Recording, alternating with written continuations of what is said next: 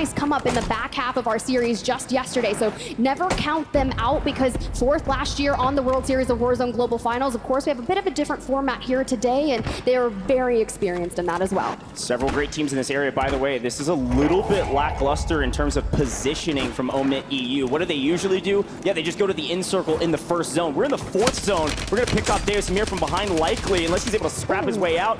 Do cut him down, but they're way out of position here. There's a lot of room to work in City. This is our first true City zone, at least for now. Look how many buildings are in this area. What that's going to mean for us is, yes, layer cakes, teams on top, teams on bottom of the same buildings, but also a crazy amount of players into these end zones. You're likely going to see resources be everything in the final circles, whether you have PDSs, Gas Masks, or otherwise, will certainly help you get the victory. Well, this is what I'm excited about. You got Navi just on the horizon. You guys saw Zeppa yesterday in that solo YOLO, double digits, almost be able to pull it off, but unfortunately came second. Maybe we'll try our better luck here today. Mortar strikes incoming will deter us from getting out into the open and trying to make that push onto Navi, as they just decide to rotate ahead towards that stadium era where they're looking to maybe get some high ground and some information and watch people that are late rotating in from that cargo side. Again, the Falcons coming in from the northern side of this zone in new. There's only a couple teams not in circle already because there's so much cover here. Best positions in my mind right now, Team Super Evan in the Salmon 9. You'll see them on your screen, just off into the distance in a really good spot in the central part of the zone with a lot of open areas around their building. So they're probably sitting pretty likely with low kills, though. There's a lot of moments looking back on yesterday where teams were able to get to top 5, top 10, but only had 3-4 eliminations, hoping they would come in the end circle and not finding them. So there's some different strategies paying off yesterday. Some of that slow play did work, and a lot of times it didn't. Kills are everything in this competition. Yeah, but you also have to remind yourself, when you're watching the Falcons in that early game, you can look at it and be like, okay, Soka's on 0. Next time we see them in just 3 minutes, they'll be close to double digits. That's just how fast they can ramp things up here in that end game. Because, I mean, we still have 29 teams up, because you mentioned that layer cake, but Omit EU elsewhere on the prowl, and they're starting to run into Team COD Immunity. We know they can put up massive numbers, and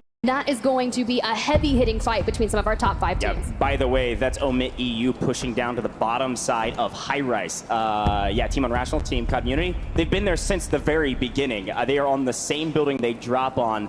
That's what happens in the City zone. You can see them, the pink 20 just barely off new zone. Red 1, bottom right-hand corner of your screen, as Ahsoka's finally finding potentially his first and maybe second eliminations. We're heating up. Goal 1, that's 2 going their way. Should be able to pick up Little Mario, no problem, and maybe other couple in rotation. I think that's Nito on the right-hand side. That's likely a free kill if they know he's there. Oh, Little Mario. The Shifty's out here just trying to read it. Ahsoka's like, no, whatever, I'm going to get in on the action, crest the fence line, and just can't seem to set their sights onto him. And I mean, if you've got a gas mask and a PDS in the back pocket, yes, I hate to say burn your resources now, but you also have to realize that we're not really into some of the best multipliers, and just surviving can help you. Yeah, and now looking at new zone, you saw it on your screen. This is, again, the first true City zone, and there are a ton of players still in this map. 76 players, by the way, in the 5th circle is unreal, and it's going to continue to have a monumental amount of people inside of buildings. Now, I will say with new zone, High Rise barely inside of that. I'm looking specifically at Clavson, GUI. You'll see them off screen here in a moment. We check out that map. They're dead center of zone, number 27. We're going to keep our eyes out for them. They're in a really good spot to do well in this competition, as well as Team Aiden, who's already rotated to new dead center of zone.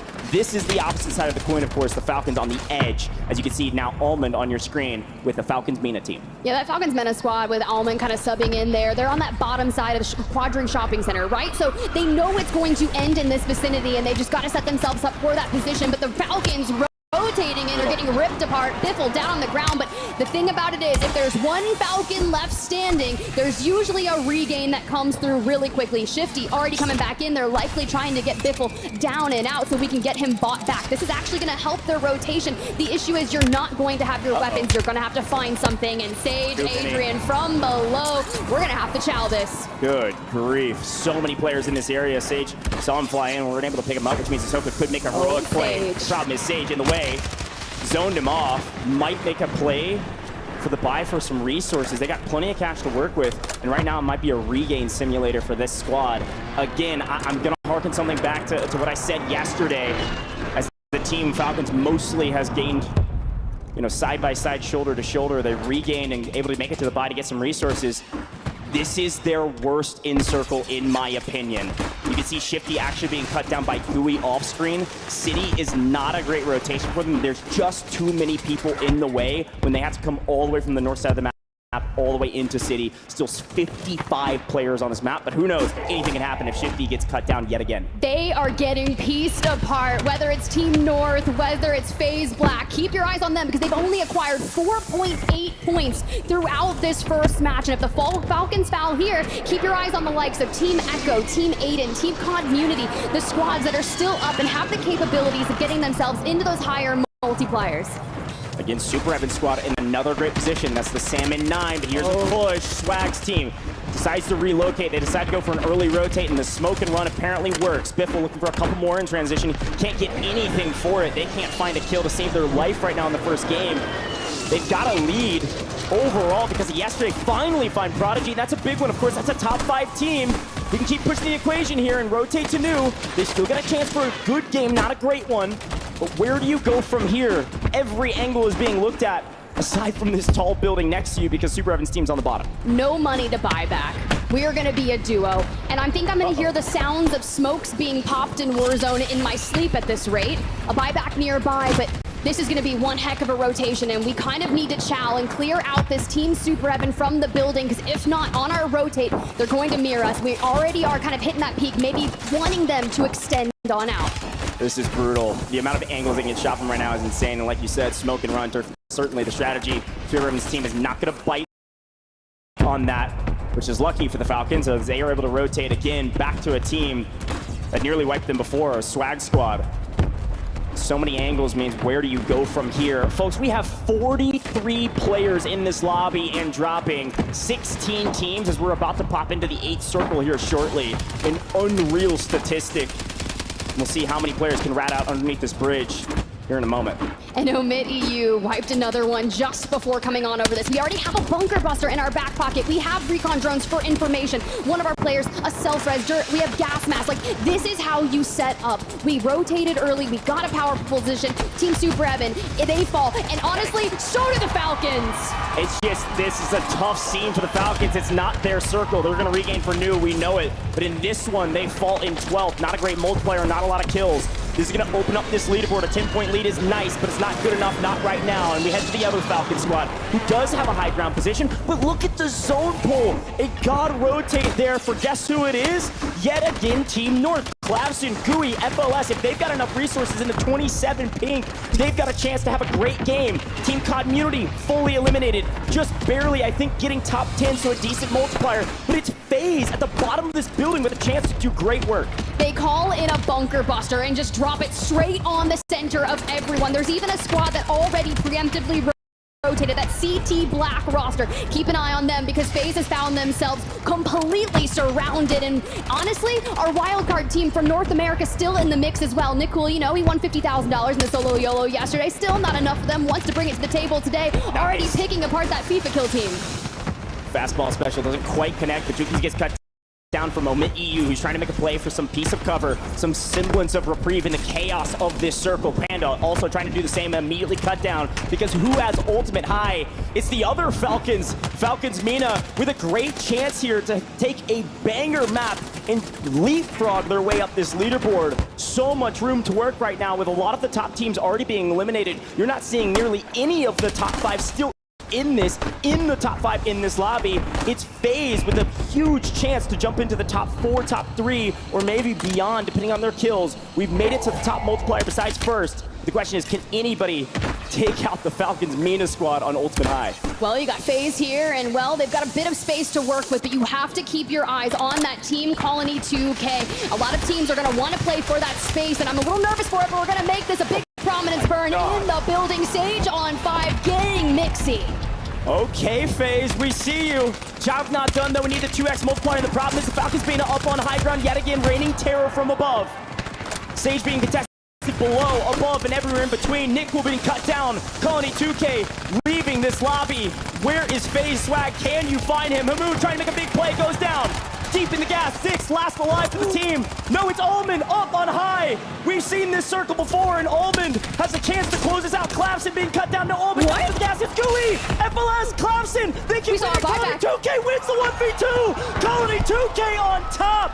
Somehow, some way, we go from winning the solo YOLO as Nick Cool to instead Team Colony 2K keeping up the momentum and saying we're not done yet, we're just getting started. 6th place yesterday, winning map 1.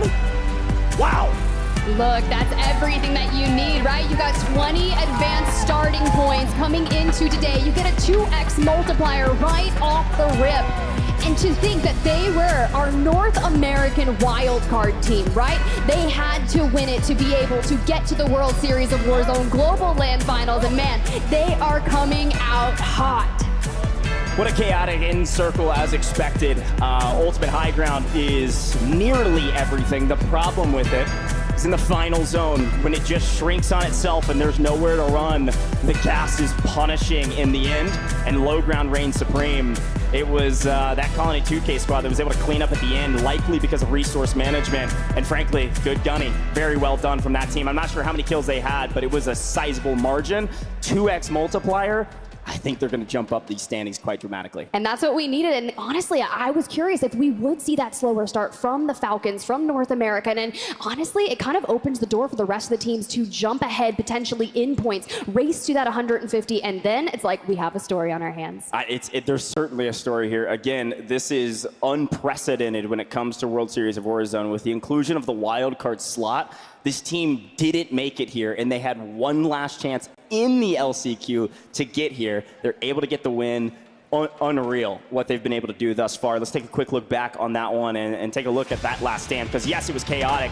I'd love to catch some things that maybe we didn't see on broadcast. And you can see, again, I've got to tip my hat to this Falcons MENA squad on bridge. They have consistently found the best position, the win condition in every zone. The problem with this one is that win condition only goes so far. When there's nothing but gas, you just have to adapt, and they weren't quite able to get the win. Yeah, it's quite interesting, because at this point when we started this, 17 teams were up, and then you just start seeing all the bunker busters. But when you've got the zip and you jump towards that ultimate high ground, of course there's a portable buy up here if you really needed it, but we're all up at this point in time, and this gives us the angles and the information to kind of get rid of all the threats that are on the neighboring buildings. But then you can like ultimately look down.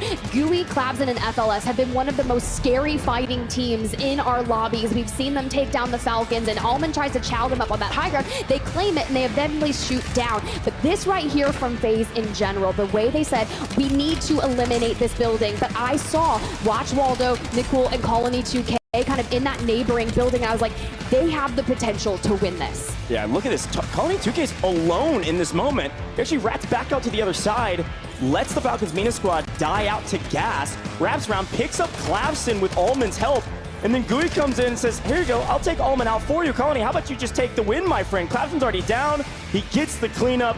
Perfect execution in the final moments. Talk about ice in the veins. Very well done from Team Colony 2K. That was very, very impressive. I'm sure they are ecstatic. So let's head down to the stage and see what Nick Cool and Miles have to say. Thank you very much, team. Nick, we meet again. Fought right off the solo YOLO into a first drop win. How you doing? Very good, man. Very good. Now, it's hard to describe what the hell just happened in those final moments, but can you do your best? What was going on? We kind of got blessed. We were hiding in a truck for zone pull, and we got the zone pull, and then Colony clutched up in the end. They were really good. I mean, what's the game plan from here on out? Obviously, you started the day great. Where do you go from here? Got to just keep on winning games so SSD can't win. Better wish you the best of luck, man. Any final things you want to say to the crowd before you get back in there and warm up? Are we ready, guys? That's just game one, baby. That's just game one. We got many more to go. Woo! Exciting stuff down here on the floor. But now, back to the desk.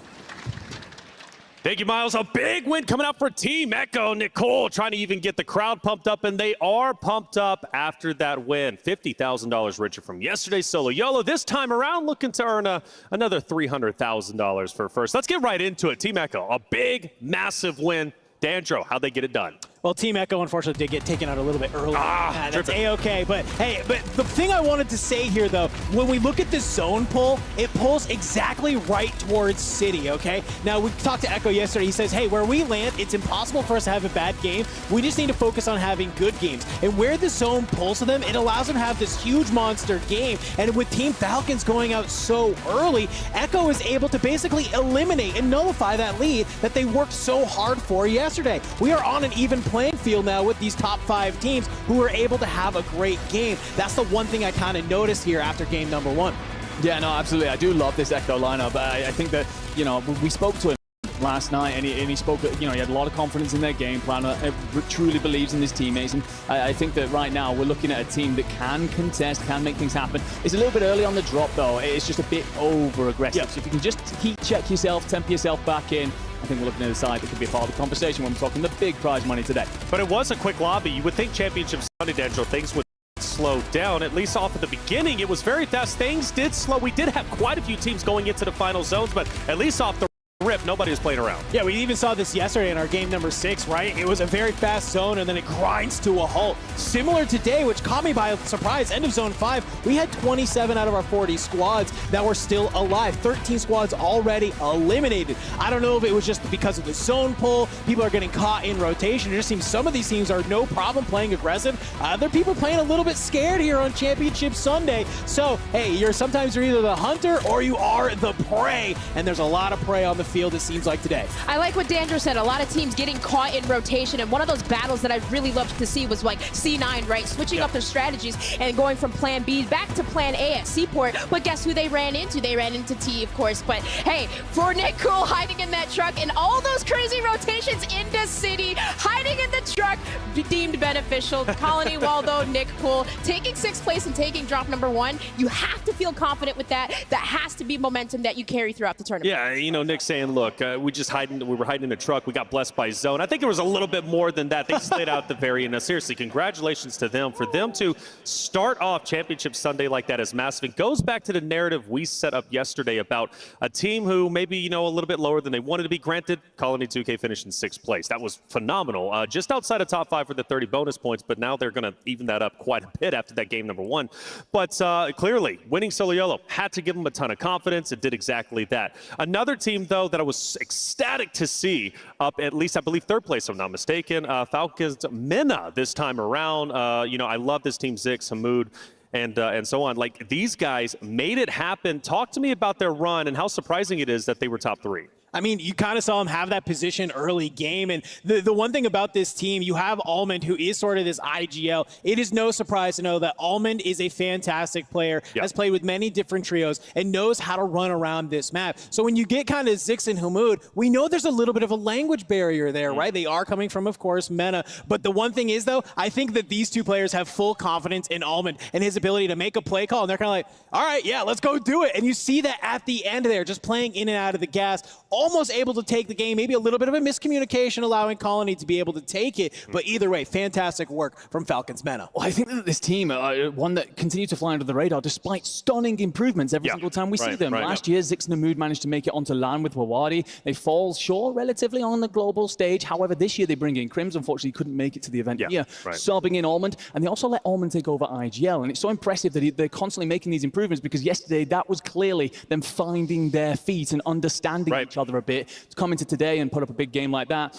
very impressive stuff. And again, a team that just continue to show us that they have growth in them. Exactly, and that's why I'm a big fan of this format, right? 2 days as opposed to London last year, which was just 1 day, and it was amazing just 1 day that we had. But now that you have 2 days, teams are getting their feet underneath them. They're figuring things out. They're getting those nerves out of the way. And for Falcons Mena, they are looking incredible. We'll see how far they can continue to go. The Falcons, though, themselves, representing at least North America here, they finished off a little bit earlier than they probably were expecting. Granted, the 40 bonus points definitely helps them. Yeah, and I mean, what they had to do to get there, you guys, that was like the most intense battle between FaZe and Falcons. Like, just watching that, and then Hisoka, right, taking the balloon, rotating over, and then running into them again.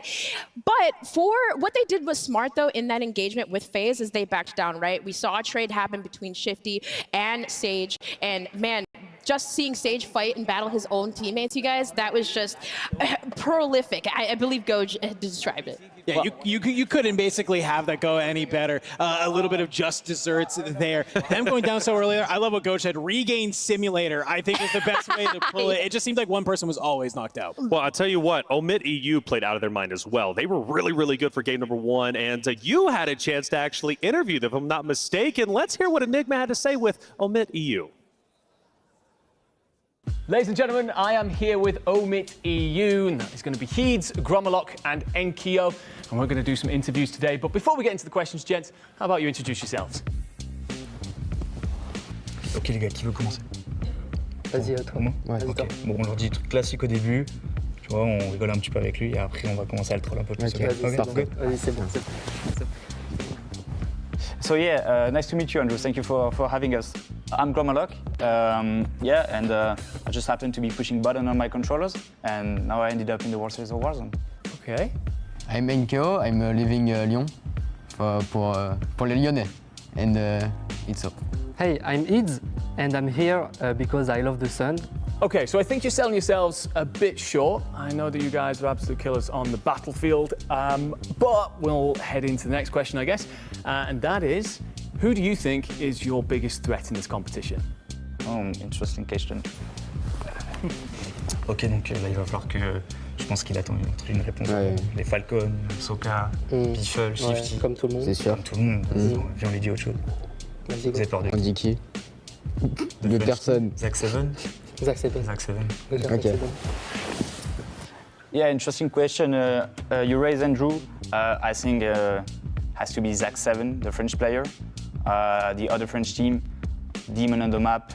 Pretty sure about that. Sorry, Zach 7? Yeah, Zach 7, yeah. Okay. I swear I heard Soka, Falcons, no? Oh, no, not Okay. at all. Who's that? So, sorry, Zach 7. Zach 7. You're the French team in the competition. That's your biggest threat here. I think everyone's sharing the same thought on that, yeah. Okay, so a lot of teams coming into the World Series have prepared a drop spot for this. Can I ask what yours is going to be of this weekend, boys? Yeah, interesting question. Give us a sec. Ok, bon, question sur le drop, pas très intéressant, tout le monde sait qu'on va à manoir. Et personne ne conteste, de toute façon tout le monde a peur de nous. Bah oui, clairement. Bah ouais. Je pense qu'il faut pimenter un petit peu la chose, on va aller répondre à autre chose. On va Popov. Ouais, c'est bien ça. Ouais, c'est bien. Yes, Andrew. So, yeah, we decided to change landing spot for this tourney. We're actually contesting Popov. Yeah, Popov power. Falcons, you must be contesting the Falcons then, right? Oh, the landing Popov? Yeah. No, contesting Zach 7. Yeah, because we want to get rid of him from the beginning, because I think this is a threat. So I didn't even know like Falcon was landing Popov. Okay, so contesting Zach 7 at Popov. Probably should have paid more attention in French class. Let's do one last question then, and that is, what is it that you boys have to say to your opponents in this tournament? Yeah, very important question. Okay. Bon, qu'est-ce qu'on lui sert comme sauce? On lui sert un truc hypocrite ou... Ouais. Ouais. Je pense que ça peut être bien ça. Ouais. On les bait, on fait croire qu'on est des gentils alors qu'en fait... On est là on va les pour... exploser. ouais. Okay. C'est parfait. Yeah, good question, Andrew. We are pushing good values. We're here to make good memories, good friends, you know, with the competitors. Okay. Whatever the result is, we're just happy to be here.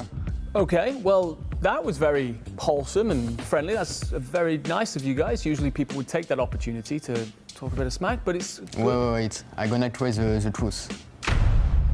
We are all coming for you. No one is safe. I will show no mercy. Okay, so that was Omit EU here at the World Series of Warzone Global Finals in Las Vegas. And I can't wait to see what they do on the big stage. I don't know what the ending of that was, but I absolutely loved it. That's how they look like, though, playing in that game number 1 amid EU. I believe around 6th place. They absolutely tore it up. And, you know, again, from yesterday's performance to today, I think they're doing just fine, Dandro. No, they're doing fantastic. It was one thing that Enigma highlighted yesterday that was sort of my considerable worry here today as well. Is will they be able to start off quick? Will they be able to start off hot? It's kind of all eyes on Enkyo, right? To be able to come online. Well, it seems like day one, he was acting a little bit like the end of that interview. And day number 2, they're off to a similar hot start. Being able to get 6th in that game number 1 is definitely a solid way. I know they have high expectations from themselves. They would have loved to take the game. But either way, if you're able to get to that 6th place, you're able to get to that 1.6 times multiplier with some considerable eliminations, it's not a bad way to start your day. That's right. Hey, Gia, how you doing? Welcome to the desk. Great to see you. You know what? I'm just, I'm vibing. You're vibing out here. Well, talk to me about FaZe, Swag, Sage, and Adrian. Adrian, a young gun himself. He actually played with Aiden last year. We talked about Swag returning to the stage. Sage, also, he is a champion, right? Returning to global finals. How'd they do in game 1? Yeah, you know, I think they're a really interesting team because yesterday, individually, they were performing really well, but they didn't get a ton of mention as a team. They were a little bit like the bridesmaid instead of the bride of yesterday, but actually I thought in that first drop, they did really well. They were the team that gained the highest number of points today, despite the fact that they came 4th. Sure. They gained 21.6, which is quite a significant points increase on the match point day that we have today. And, you know, they had the second highest number of eliminations today at 12, just behind Team FIFA Kill, who got 13. And I just thought the way that they played it was really interesting. You know, they came in and they found this point of interest really early, and they stayed there for like the first 3 or 4 circles before actually starting to make their move. So they kind of really bunkered down and stood by what it was they kind of wanted to take on the map. Yeah. And we saw how scrappy it got at the end, and it was the fact that they didn't kind of like second guess, you know, when are we going to start making a move, when are we going to make our rotations. Like they played really confidently, and you could see that in the number of eliminations they got as well. And so even though they did come 4th, I thought that this is going to be a team that we should really be watching out for in the next few drops. Yes. Well, when you think about it, FaZe, come on. They are a staple when it comes to Call of Duty. And, hey, best of luck going into game number 2. And speaking of which, let's actually get into game number 2. See how the story is going to continue to unfold. We'll send it over to our caster, Spider Tiff, and goes. Thank you so much, Desk, and a great breakdown, and a great interview, by the way. I love Enigma interviews. That one was a lot of fun. I'm sure the French weren't trolling him or anything. No, definitely not. And honestly, maybe I should brush up on my French as well. We all could use a few words, right? Yeah, sure. Well, looking back on that last map, a fun one. Again, an unprecedented wildcard team. I literally tweeted that out because this team has been dominating throughout the last several games we've played. Ending yesterday, we saw a lot of momentum coming in, winning the solo YOLO, and then winning game 1. This Colony 2K team is looking different, and the fact that they barely got here is a travesty, frankly, for what they're capable of. And we saw that leading up to this tournament as well. The weeks leading up, the scrims, the tourneys, the prep, they've done the work, and it's paying off, and we'll see how much money they can make. And I have to say that for a lot of the other teams as well, right? They used yesterday as that kind of test to see, can we convert to wins? Can we stop the Falcons? Especially knowing that when you heard from Nick Cool himself at the end of match number 1, we cannot let the Falcons win. So who is going to stand up and rise to the occasion and deny Falcons the points here? Let's get into match number 2.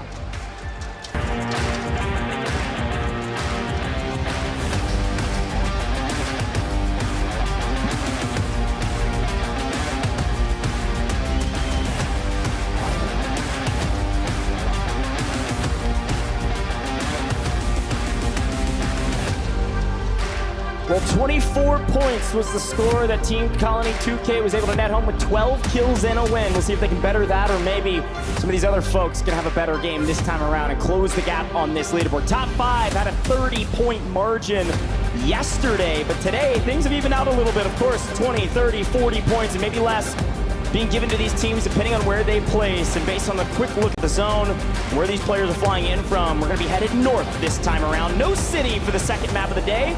We're seeing B-Mark, Slide, and J-Tech go to their tried and true spot. They're going to stretch for a while across the top of this map here. Exactly, especially with that plane line, but we've got to get back on over toward this high-rise thing. It's going to be the last stop, right? And of course, COD Community uncontested, able to focus on that tried and true, everything they know and love. But for the teams that are on that north side, that like to go hang out towards Levin Resort, past Outpost and Seaport, you are going to be some of the players with your feet on the ground absolutely last, which is going to force you guys to make sure, get your loadouts, get on that hyper-aggressive, especially if you're trying to get to that win condition early. Well, back to Bazaar we go to check in on this fight. The fight for Bazaar has been one for the Asians. It's been Robstar's team that's won majority of the times. Instead, we're going to go check out another fight here in Condos as we see Nano on screen getting some crowd love. Savvy Ultras, the Italians, up above and already have a gun, so unfortunately, pistol not going to be enough as Savvy Ultras picks up a kill all by himself. Nano in the gulag we go here. Freddy on the side. Get the nade out, a swing, and Nano deleted there. SV Begsy, you can see Savvy Ultras down below. Couple teams still lurking nearby. But for now, I'm keeping my eyes on Tapulator across the ways also.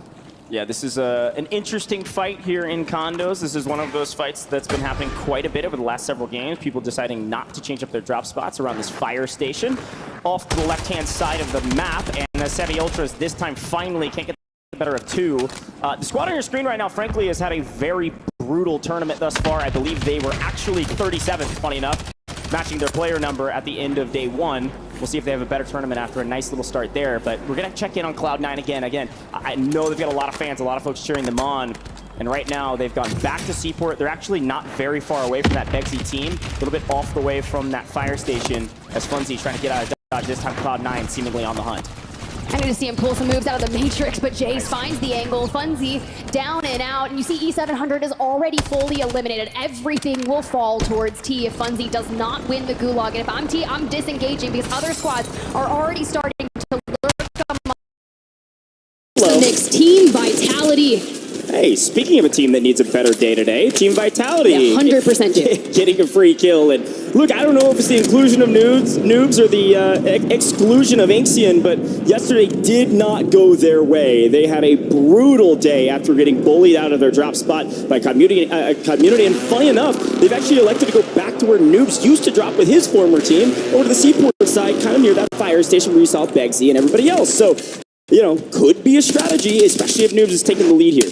BD Benza back in action. Vitality might run into them, but Destroy on your screen with Raul, Nate Dogg. This squad still trying to make some plays over by the gas station across the way. Mortar in the back pocket, which would be nice to see if we can find those angles. Bunker Buster, even better. Melvin, Pentagon, Fuzzin, gotta watch out. Yeah, and again, we've jumped all the way over to Lowtown, which is kind of the southeastern side of the current zone. DRN, aka Team Destroy here. Okay tourney yesterday, right in the middle of the pack. I think technically on our sheet, they're looking at like 17th tied. They got 15 points, as so did a lot of other folks. So fairly even playing field here. Only 5 points behind those folks we were talking about before that got 20. So plenty of room to work on this leaderboard. Day one was important, but today is everything. And all quiet in Lowtown for now means gonna go check out what we can do from here. The only frustration about DRN, frankly, is how many kills they're putting up. Decent placements when they can get them. Kills not going their way except for a very small amount of crucial moments.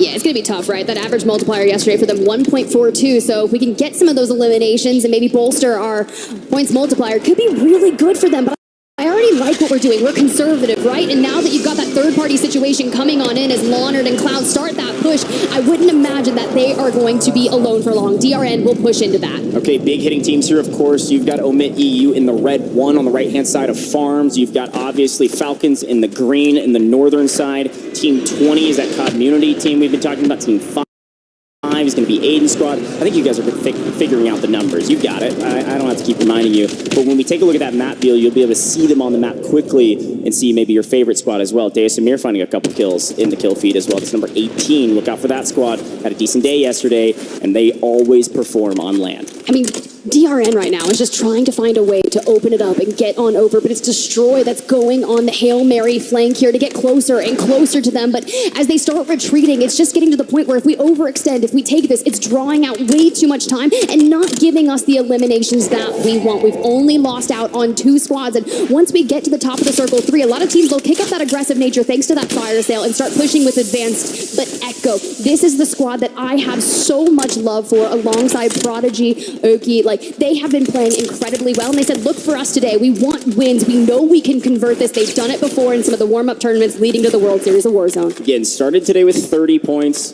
Didn't really shock the world because a lot of folks knew they were going to be good, but a lot of teams and a lot of people that were predicting top 5 didn't have them there. So picking up one in transition there, this is that Savvy Ultras team that's just been trying to regain all day. And a lot of times when you're trying to regain, they lost their Seaport fight. You either head to farms or you head to city. It's usually some wide open spaces, and frankly, apparently not open enough, as Zanks likely gets cut down here as well. Okay, we see that. Now we're just looking for Freddy. Can we get that? Now, I'm curious to see, do we center on up? Do we pull towards the north from here? Because we are still very far south in that Zaravan city, but they have committed towards this area, the POI, for their starting position for the past few months, and we're not changing up now.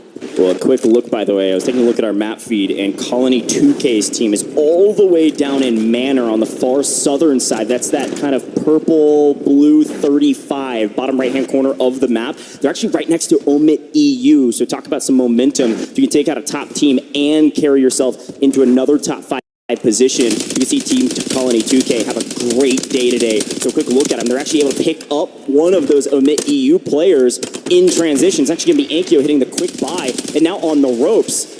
Talk about a little bit of foretelling. These guys are not stopping. Oh, that's just absolutely brutal there as Waldo gets the full. Now, typically, if they think a zone is going to pull to the north, they'll just go ahead and land Kotovo, and they had the very real opportunity to make that occur, but we still elected to go all the way down to Manor because we were looking for eliminations. Now you can see that Colony 2K squad already has the fluffy aimers in their sights, and it looks like Scummin is over there for Team Community as well, but I'm glad to see that the fluffy aimers were able to get a regain, all 3 players back into the lobby. Yeah, this is the south side of the zone. This is a really big moment as you actually see trades happening on the other side, mostly going the way of Community, but even still losing 1 player in that mix, if they're fully eliminated, could open up the window of opportunity for Colony 2K to pick up a couple kills, but we've got to check in on Team Aiden.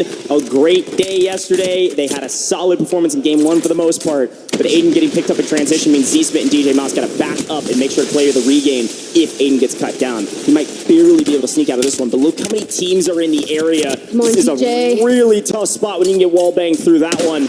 Look at the new zone as DJ Moss goes down. Maybe self-revive. They are dead center. That cyan blue 4 you're seeing on your screen right now, middle of new zone. Yeah, we preserve it for a second, and then you see that thermite come in, that just the re-knock occurs, and I love that we can hold space with that, and we throw the trophy cistern. Lonard pushes into a 1v2 situation, and Z-Smith is just lying in wait. Aiden incredibly low. They grab Lonard as well, but little Mario is just kind of finessing around this, looking for the opening. We've got the bunker buster down, and we're just trying to survive. We are dead center of zone, and if we can maintain this, we'll walk away with a ton of elimination towards endgame, but here comes the push. Clown doesn't check the door. Z-Smith tries to put him on skates, but it's Clown who comes out on top. Wow, we're going to send Team Aiden all to the gulag or maybe to the lobby. I believe they've got some gulags to work with. Only 6 teams fully eliminated. CT Red on our screen, by the way. A nice rotation from them to get dead center of zone coming from that stadium start. We're going to take a look at these gulags. Aiden full dead. These are big moments. A chance to take down FIFA kill. DJ Moss, Chals, and... Okay, what? FIFA? Unreal heading from FIFA on the prone and made DJ miss. This is a must-win scenario, Tiff. Z-Smith has to win here or Team Aiden is sent back to the lobby in 34th on this one. And Z-Smith and Flank have a long story history of fighting each other. Let's see who can get first blood. Z-Smith looking to take the Chow. Flank doesn't connect on anything. Z-Smith trying to find his opponent. Where are they? Smoke and run, even in the gulag. You kidding me? Still no connection. Reload. The zip is down. Z-Smith takes it. He gets out. Z-Smith gets out. Z-Smith, you are insane. The fact that you made that happen, I can hear the desk literally screaming behind me in my ears, but now we turn our attention straight on over to the Falcons, taking on Team Suprev and Hisoka. 5 HP, still trying to make that happen, but the replay... While this replay is happening, look how close this zip was off screen. Z-Smith was able to get out, but on screen here, the Falcons were able to fully eliminate the Wolf and his compadres. The herd is not following him. The Wolf pack is in trouble. Maybe snuck into the gulag here if they haven't been there yet. It looks like Otterize was able to win, so they're not done yet, but a frustrating day 1 is turning into a slightly frustrating day 2, at least thus far, but we're just getting started today as DRN also punishing this regain. A couple buybacks come through and immediately are cut down yet again. Z-Smith and DJ Moss last alive. Well, this is tough, right? We still have our gulag weapons that Superior in hand, and we had maybe a Semtex, so we're still trying to use what we've got, but a buyback for DJ Moss did come through, and DJ does have enough cash to make sure we can get Aiden back into the game, but that's if Z-Smith can finesse his way away from DRN. And Z-Smith, I think, is trying to wait for DJ to get involved. DJ, I think, is flying up above. The problem is he's got to isolate all these 1v1s where Raul might just throw his life away if he's not careful. Z-Smith makes the great escape. My goodness. He just dug a tunnel He just underneath the Houdini'd him. prison What do you mean? with a spoon. My guy gets out. That is unreal. He's not done yet, but at least has a bit of reprieve and definitely shook DRN. I did see a wipe there onto FIFA Kills team. Not sure if that's full, but DJ Moss does fall. Looks like Swag's going to be elsewhere to take him on out. Z Smith will have to survive and get on that regain yet again. Revenge tour back on our screen and some early combatants here. Again, they won map 1 yesterday and got a decent map with 14 points. Would like to get a lot more kills, though, based on the scores they were able to put up for the rest of the day. And this Opal Palace fight should be nice and easy. As we take a look at the zone, again, it looks like, look at that. Number 4, Team Aiden has somehow fully restabilized, and DRM has left them after the shake from Z Smith. You also see the Falcons up on the far north side of this, above cargo, gonna have to come over the bridge or through the water to grandmother's house. We also have, it looks like Community, the Pink 20, still in this as well. They've made their way to new. So willing to gatekeep a lot of our top teams still in this. It's going to be another heavy-hitting end game, right? We had that first match go to Zaravan City. A lot of teams able to find habitable space towards that end game, and it's likely going to happen again. But Community, anytime Unrational starts to break out the Morris sniper, it just allows him to put the pressure on so many teams and get that information. But Falcons, after that less than average performance, I would say, from them, considering it was 11.2 points last game, and their average is about 35 points per game. That is how you're going to allow to open the door for the rest of the team. Soka, Charles Juju here on the roof and gets it. That right there is classic Falcons move. Isolate the one, take out the other, omit NA, see you later. Edge of zone hunting, this time with a little bit more kills to work with, means the Falcons could have a good game. When we took a look at that map, you know who we didn't see? Omit EU. They are fully eliminated out of this lobby with just 2 kills. Talk about opening up this leaderboard. There is a lot of room to work. We've got a tournament on our hands, folks. This is a way different day than yesterday, at least the beginning, as Navi is being cut down by King AJ. Welcome back to the party, V8. We'll see what you can do if you take down Navi and then have to fight the Falcons. Yeah, but the Falcons, they're getting in the mix. Navi's getting sandwiched. Limax, I don't think you're going to survive here, buddy. You're either going to King AJ Vision and Showstopper, or you're going toward the hands of Biffle. Pick your poison. It's not going to be good either way. Either way, he's able to shake several bullets and finally goes down to Showstopper. Ahsoka doesn't really care about that kill. He wants this V8 team. Says, give me AJ, give me Showstopper. They're all trash, apparently. Shifty finds a nice angle, take down Showstopper from above. Where are the others as they get the cleanup? It's going to be a 3v2. The problem is you don't want to spend too long here. Yes, you have new zone. Yes, you can play for win condition, likely on high ground here. There's nobody else in the area if they take down King AJ. The only team even close is Periwinkle 35, which is going to be Team Colony 2K coming across the bridge. The Falcons get the wipe. They're set up on the northern side of that zone. I'm sure we'll see them in the end game. Okay, Team Echo, let's see what you got. C9 had that regain. Joe down and out from Prodigy and Bredman looking for the angles, but Oki is doing the best to cut him off of it. Foreign Jace gets into the mix early, but you cannot stop the ability of Echo staying together and getting those trades, already finding a nice amount of eliminations. Cloud9 down and out outside the top 20. Again, it just feels like Jason's trying to play pubs in that moment. You're not winning a 1v2 against hardly any team in this lobby, if anyone, especially not this squad, who's been dominant all day yesterday into today. It does look like Aiden, well, he stayed alive. That's a boon, but 26th place right now.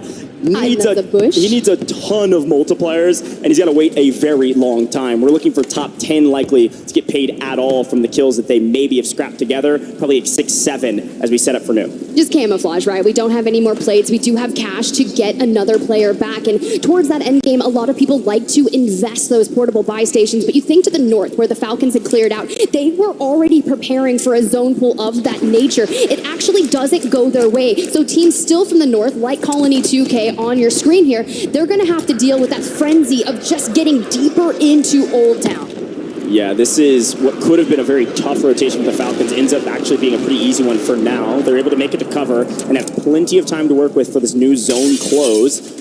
2 teams, though, to your left, if you're the Falcons, they're actually picking up kills from distance in this position, and it looks like these 2 teams, or at least one of them, is going to actually push out early right into Benzi's squad. This is good news for the Falcons because they know no one is looking at them. The only player even close is actually Aiden, who's just going to be proned out looking for placement. So the Falcons make their way somehow for free again into zone, into new, and there's only one player in their way who immediately gets cut down. Slide is out of here, and the Falcons somehow have a pretty solid position if they can work their way into those brick buildings.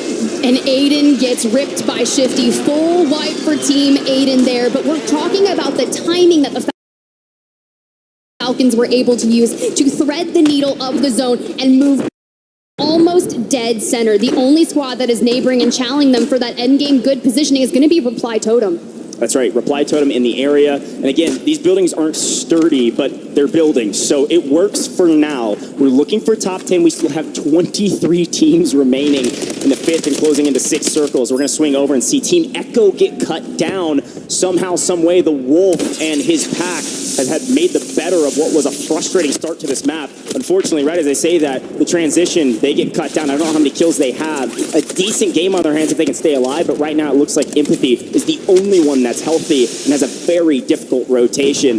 This team is a really good squad. They just can't get anything going in the last couple maps. And it's not like we have resources to try and help that. I can't throw a smoke on you, cross, and hit the res. I'm just trying to live at this point underneath the bridge, and keep your eyes there. I saw Dave Samir in the distance looking to clean up some eliminations. They're on a pretty powerful hitter here, and Empathy falls. Yeah, I'm sorry. I just screamed wow because look at the zone pull the Falcons just got. Yes, not in a perfect position, but they're dead center and they have a ton of cover to play around with should they want it. This is wild. It could have very easily pulled to the southern side down where actually Community is. The Pink Salmon, who's now being looked at by the Falcons. Now Community has a very difficult rotation wide out in the open to get to some pieces of cover as Shifty is going to ward off any address. If it pulls to the Falcons again on new zone, this will be theirs for the win. Moment of reprieve, but Sage once again on 5 here. They've got a lot of power here. One smoke in the back pocket, but we've got to clear out the southwestern side of things as Team Community is starting to get onto the move here. There's going to be a big collapse there on that, and look who's got angles. It is Shifty. He is trying to cut people down on rotates, but what he doesn't do, he doesn't get the full-on unrational, and they get him back up on his feet. And Sage FaZe trying to play aggressive and trying not to get cut down from behind. The Italians are here to play spoiler, somehow regain, taking down 1, maybe 2. If Swag is able to get out of this, could be a boon for Adrian. There's actually a portable buy way down here, deep in the gutters. Should be able to get the buy off, and that means all 3 of FaZe are alive, at least floating, looking for that multiplier, looking for top 10. We're on 12 right now. These are key moments as Warzone squad is cut down. CT Red still in this, looking for top 10. Looks like our squad from Mexico has a chance to go big. Look who else is still in this? That's Watch Waldo. Nickel, our former map winner, a chance to go back-to-back. Well, why we've got the trolls under the bridge, keep your eyes on that mini-map. DRN have already moved into the next circle and are ready for everyone to make that Hail Mary rotation towards it. 11 squads, and we're looking for a 1.6x multiplier. But we've got the portable buy. We're looking for the resources for endgame and a PDS to play if we need it. I'm looking for a man in end zone as Omit NA is somehow still in this, by the way. Look at that, number 15, that's Omit NA. I don't know which player it is, but they have lurked all the way into top 10, looking for some multipliers. They need it. It is Braxton, by the way, is the last remaining player. A heroic solo play could be a huge boon for a squad that had a frustrating day yesterday as we see our Italians continue to play spoiler to this FaZe squad. Decent multiplier, solid kills. FaZe is having a good day. Can we make it a great one? Sage with a pistol and a dream right now, trying to lurk and wait until the top 5. Just kidding, he's got an STG, we're fine. I mean, look, they had 12 eliminations in match number 1. Sage is on 5. We're looking for that 1.8x multiplier if we can get it, and maybe pick up a couple more while our teams are looking to rotate out of the gas. Even the Falcons on the other side, still outplaying the PDS if they can, going straight up against Colony 2K. Omit NA down, and, well, Savvy Ultras, you got to be wary or you're going to be in there right there with them. All right, Sage, what can you do, my man? I was touting your ability. And off screen, we're actually seeing a lot of the Falcons being cut down. It's actually Ahsoka last alive in the gas by himself, doing Ahsoka things, trying to stay alive. Dongi gets cut down. Sage is picking up some kills in transition. It's actually a cleanup for some opponents, but even still, it's a boon for him. Community in trouble. Community out from Ahsoka off screen. Sage with a heroic play, a splatter. The problem is DRN has all 3 alive, but they're not in zone. Sage has an opportunity. Can I have a couple more, Sage? How about more? Top 5 for Sage. Ahsoka is still in this. An unbelievable moment. FaZe says, why not drive the car around? Let's try to make a heroic play, and so far, so good. The problem is Sage is in trouble with low resources. It's DRN zipping up. Watch out for him as Sage continues to make heroic plays and somehow has the last piece of cover in zone. Aside from the new building in the last circle, could Sage do it? Likely no, but I'm here and I'm waiting to see what he can do as DRM made the perfect rotation for the zip to top of the building. I only expect this Team Destroy to win it all. They do. They take out the Falcons, and now still DRN from the high ground, but Sage still putting on the works, does get taken out. Regardless, a valiant effort, 1.8x multi, and it's quality 2K in the end game as well with DRN as the great hunt begins. They just have to find the last one. Unbelievable consistency from Top Colony 2K. He technically got a 1v2 last time. Could he get a 1v3? I think we just have to wait and find out, but I've got to tout the IGL call from Team Destroy to zip to the top of this building, secure top 2. It's a 3v1, nearly insurmountable at this point, but let's just watch and wait what 2K can do. See you later. Team Destroy on top. He wants the money. He's going to ask you to give it to him. And after finally a great game in game 2 of day 2, he told me, he said, Coach, it's going to be a brand new day tomorrow, and apparently that's right. Well done, Team Destroy. DRN on top in map number 2. Stand up, celebrate. That 2x multi plus whatever eliminations you had is going to be a massive game for you. Mind you, they averaged 9.47 points per game yesterday, and we are already off to a better start. That new day you mentioned, man, that's got to feel good. One thing I love about Destroy is that every time I see him, he goes, Gotch? That's what he calls me. He goes, Gotch? I'm feeling good. I'm ready to shoot. And I'm like, hey, man, I love your energy. Every single time he celebrates, always just putting on a show for us and people at home. He says, give me my money. There's a chance to earn a lot of money today. With a map like that, certainly putting himself in a better position. He's always had such magnificent energy around him, and anytime we get to watch them on the tournaments leading up to World Series of Warzone, you're right, it's that show me the money. There's a very insane clip of him. I don't know, I know the Pulse Strike boys got it. It went everywhere, and I was just like, what are we going to get? Like, is he going to jump on the table over there? I don't even know. If they win again, you might see Destroy run laps around this place, all right? I love this team for a lot of reasons, and one of the main ones is they had some adversity leading up to today, right? Leading up into today. Yesterday had a struggle, but also all the tournaments leading up to this week, aside from some early events, they've had some struggles. They haven't been able to piece it together. They haven't gotten the kills they needed. Finally, they put together a win. Big question is, how many kills did they end up with? They got here early, they secured a win, but was it enough to really leapfrog that leaderboard? Let's take a look at that last stand and see how it all happened. Yet again, I'm going to tip my hat, as per the usual with our last stand. FaZe, a fantastic job to stay alive. I'm not sure how many kills Sage was actually given in those final moments of the LTV. Even still making top 5 a heroic feat. Yeah, especially when you start getting pieced apart with about 15 squads remaining. You see Swag kind of dive on down, see that portable buy station, get Sage back into the mix, and this is where you see DRN on that bottom right-hand side of your screen, even Omit and a Brax just doing the army crawl, trying to get out of there. But then Sage, you know, grabs the LTV last standing, starts absolutely crushing people looking for points. Soka, after working on that COD Unity team out in the gas, was the solo player, and at that point, every elimination they got was worth 1.8, especially for FaZe. It's such a key factor and obviously a great moment. Again, I don't know if Sage was given any of these because he's playing cleanup for his opponents who were knocked, but even still, a massive effort with the LTV, and it was a perfect call from you, Tip. The Falcon squad are kind of the unsung heroes here because they had a sizable amount of eliminations,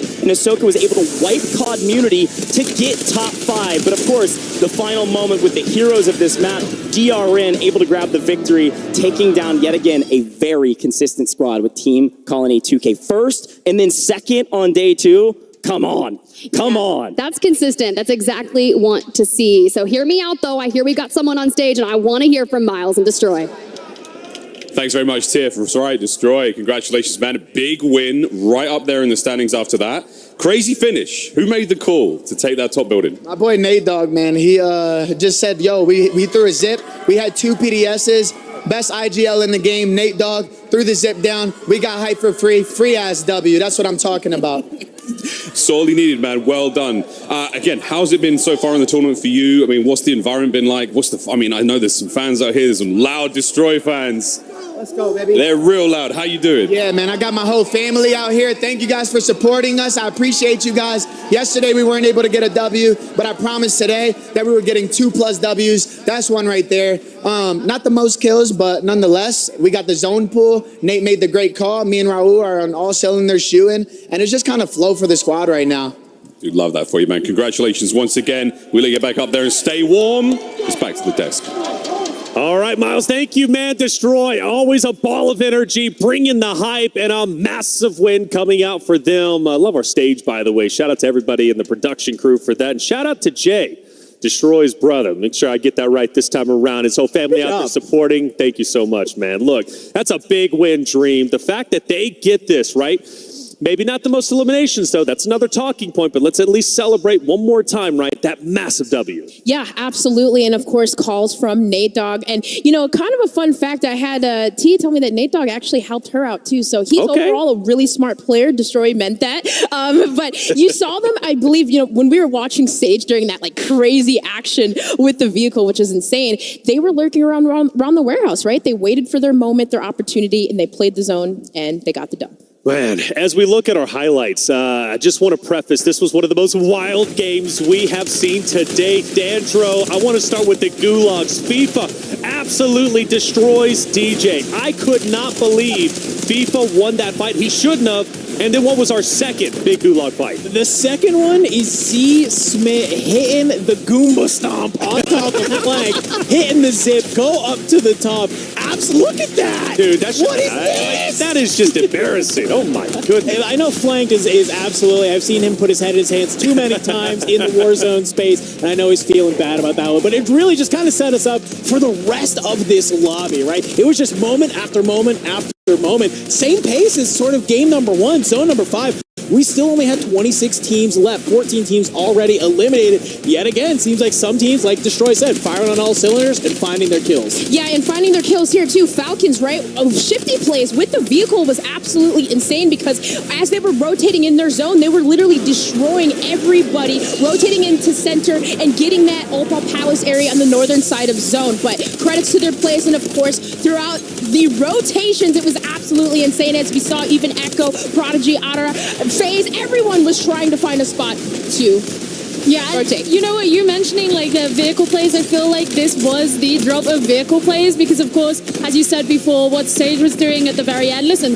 when I said to look out for FaZe, this isn't necessarily what I had in mind, but I am 100% not complaining. When he was left on his own, we were like, oh man, Falcons were eliminated before this man was. I'm telling you, Sage, again, like we highlight the Falcons. We talk about Shifty and Biffle returning to Hollow Ground, trying to win that championship, right? Back-to-back years. Sage is trying to do the same thing. He's on a wonderful organization of FaZe, and he's playing with the greats of Swag and Adrian. The fact that he stayed alive as long as he did with the vehicle plays, and even before that, getting hit from every angle, it was absolutely crazy. But hey, Sage has been here before.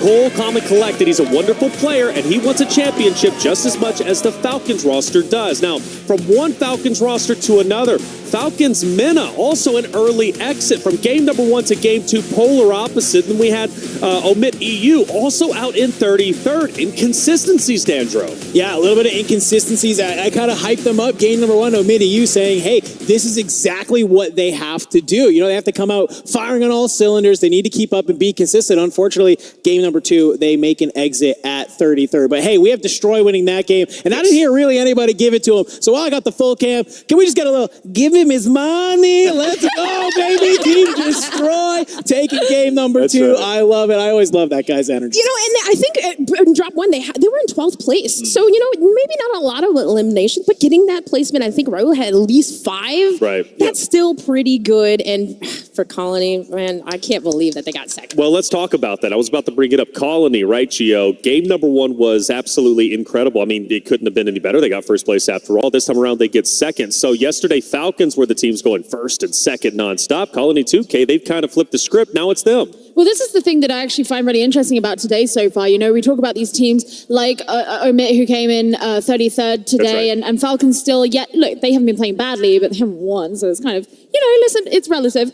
But my point is that, you know, these teams that necessarily didn't make a huge name for themselves yesterday, you can tell that they have gone back to their hotels, they have gone and they have grinded through these VOD reviews, they've come in with really solid plans, and not just that, but it's like the mental shift, you know, that the others on the stage right now, they're known quantities, they know what they're working against, and they've come in with really, really great plans. And that's why I wonder, like, there are pressure on these teams like Omit, like Falcons, who did really well yesterday. Is that pressure a bit much? Are they resting on their laurels a little bit? Do they just come in and expect that they're going to be the best again? Yeah, who knows, right? It's early to tell. It's game number 2. I do say inconsistencies because I like to be dramatic on the desk for the most part. But it's only 2 games. We'll start talking more about that when we get to game 4, game 5, and really start to see maybe, okay, some rosters have really slowed down. And I felt this lobby was pretty quick at the start, but it definitely had its moments of lulls. And I want to talk about that northern zone because Falcons, give them the respect. You know, they had a decent game number 1. Game number 2 was, I think, a lot better, if I'm not mistaken.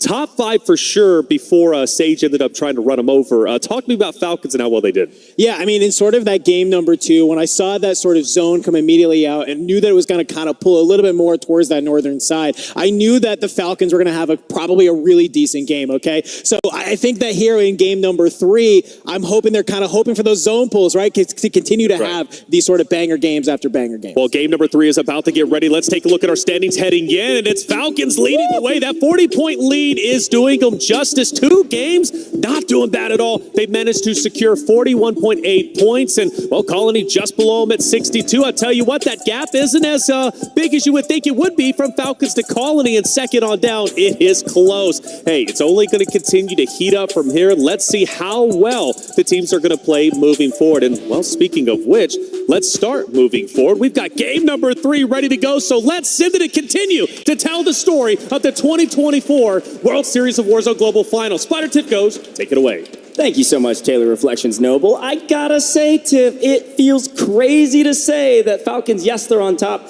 by not that big of a margin, but also Team Colony 2K is in 2nd place overall. That, by the way, if they finish, is like $52,000 a piece if they can keep up this pace. I mean, that's a good weekend if I'm Nickel, if I'm being honest. Because, like, I mean, 50K from the solo YOLO yesterday. We're still getting crazy here because, man, that's after 2 games. We're flying through this already. I thought yesterday that I would see a max of 6 games, and we are starting to be around that halfway point. If we're north of 80 points, that means for 2 games, we're at 41.8 points for the Falcons, especially after you drop an 11-point game in match number 1. All we have up is here. Yeah, and no, what's interesting, too, is if you look at their averages from yesterday, if they drop 2 average games from yesterday, that would be 35 points apiece. That's insane. That's their average. But if they drop both of those, that's 70 points. Guess what? That's a total of 151. They would be past our threshold, so we could get to our first match point in 2. That's kind of our metric right now. They also dropped a 60-point game yesterday, so you never know what could happen, but I'm very impressed with the rest of our squads as well. Very tight margins, 2nd, 3rd, 4th, 5th, all within, 4 points total? A lot of room to leapfrog up this leaderboard, and I'm excited to see what happens in map number 3, folks. This new zone, new map, we're moving quick, and Tiff, I'm just excited to say that I believe map number 3, it's here, folks. You don't have to wait any longer. Crowd in Vegas, I know we're excited about this one. It's time for map number 3 of the World Series of Warzone, day 2.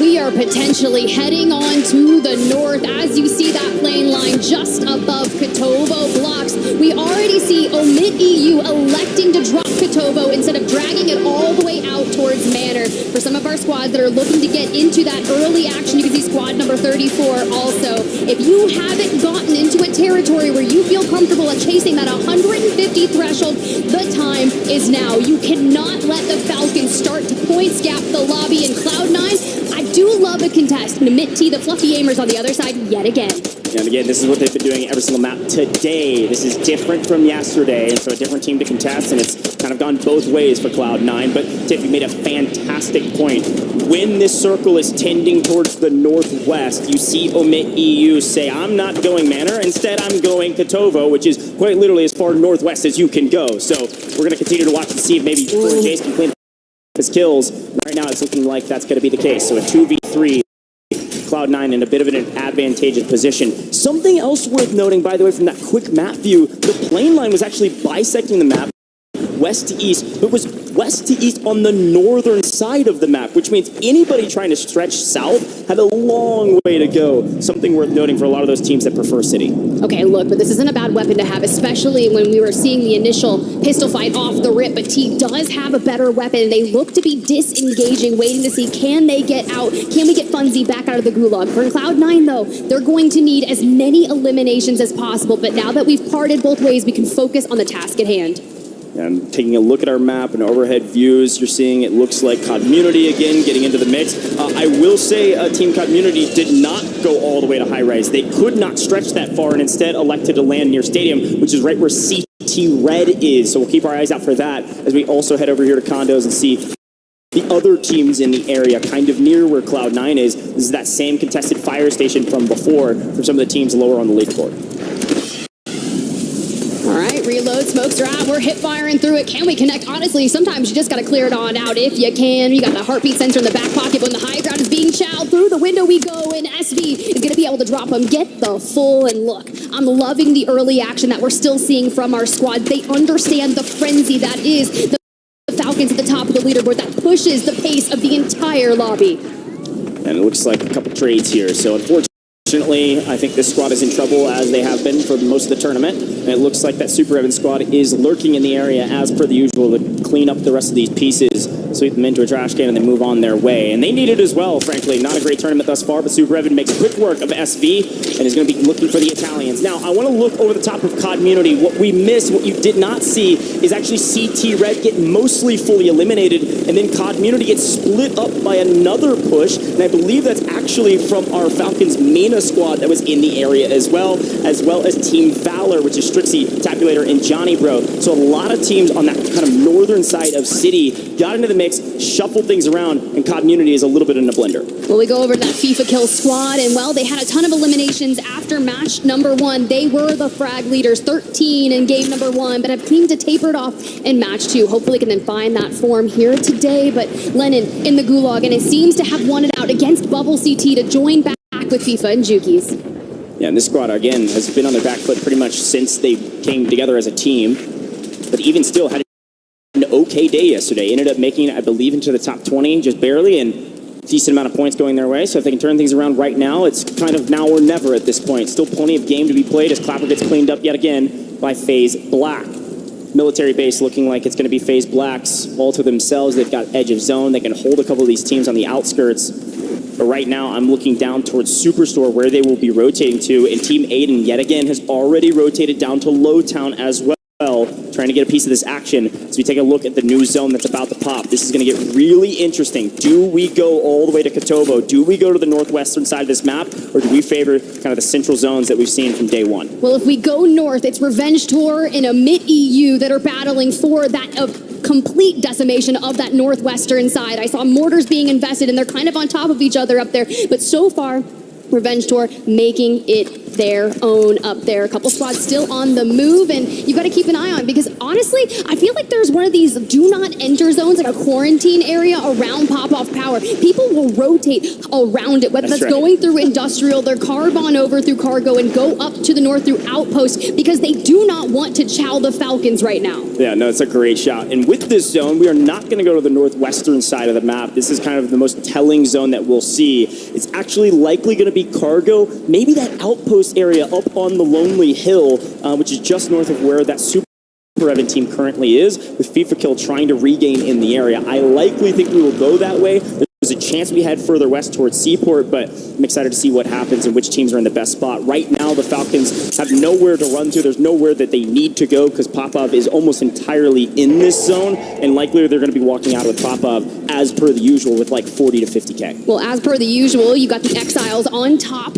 Ultimate high ground here at Levin Resort. When you've got the Reaper team down on the bottom, you can see that they're all separated out. Sent one to the Gulag early, and they're just trying to look for a way to disengage from that building away from Team Huskers. But Colony 2K, a consistent start here just on the inside of Zaravan City, deciding how they want to approach, where do we want to see that next circle pop, and how do we acquire the information. The portable radars, though, such a boon to checked areas on the rotate. Yeah, it's a good shout. We've jumped all the way to the bottom of this zone. This is the bottom of the circle down in City. You're going to see several teams on the left-hand side of this mini-map. You're going to see Community trying to regain against that Falcons Mina squad on the left-hand side. So you're going to see two of our top teams right now, second place, looking at that Community team in about fourth, maybe running into each other, pending which team wins the early fight. That's the south side. Here is the eastern side. This is the Superstore side. Like we expected, FaZe Black has rotated through Superstore, moving into Old Town, Low Town, trying to find where that Aiden team decided to rotate to, who are apparently already in a fight as well in the Low Town, Old Town area. And FaZe Black's going to come in and possibly third party it as we see FaZe into the Gulag. Yeah, this is tough, but Melvin does not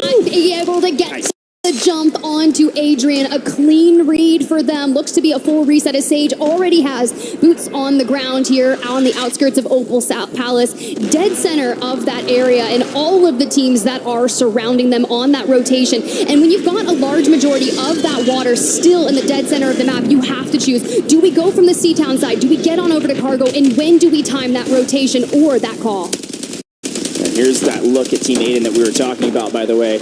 Already down near Opal and Old Town, Low Town, kind of the transition between the two, trying to make a big rotation over to Old Town. I think Aiden squad knows that it's likely going to be favoring slightly to the west, not necessarily in this POI. They're going to elect to early rotate as Smith actually wins his Gulag off screen against Tapulator, which means they're going to have all three alive. It's good news for this squad, especially because you're going to have Z-Smith in the sky and Eyes in the sky to give you some info, especially about this Vortex Robstar team. They could have played spoiler here without some Z-Smith info, and because of that, they can play a bit slower. Off screen, by the way, Omit NA just took down Omit EU on the very north side of the map up in Kotovo. That's going to be Omit EU in the Gulag trying to regain. Omit NA have won that fight and needed it bad. I mean, that's one way to have an Omit takeover, if I'm going to say that. But for Team Aiden, you have got to hit that rotation as you see that pull come through. A mass exodus will occur from the Old Town, C-Town area. You're going to have to get towards Cargo.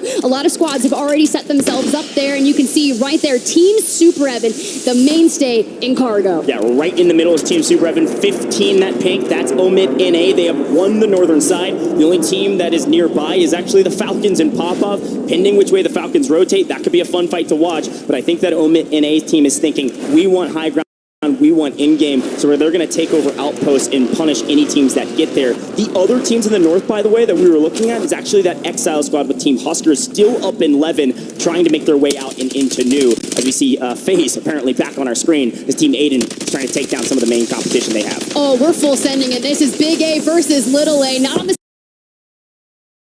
same team this World Series of Warzone. Z-Smith on your screen, filtering up through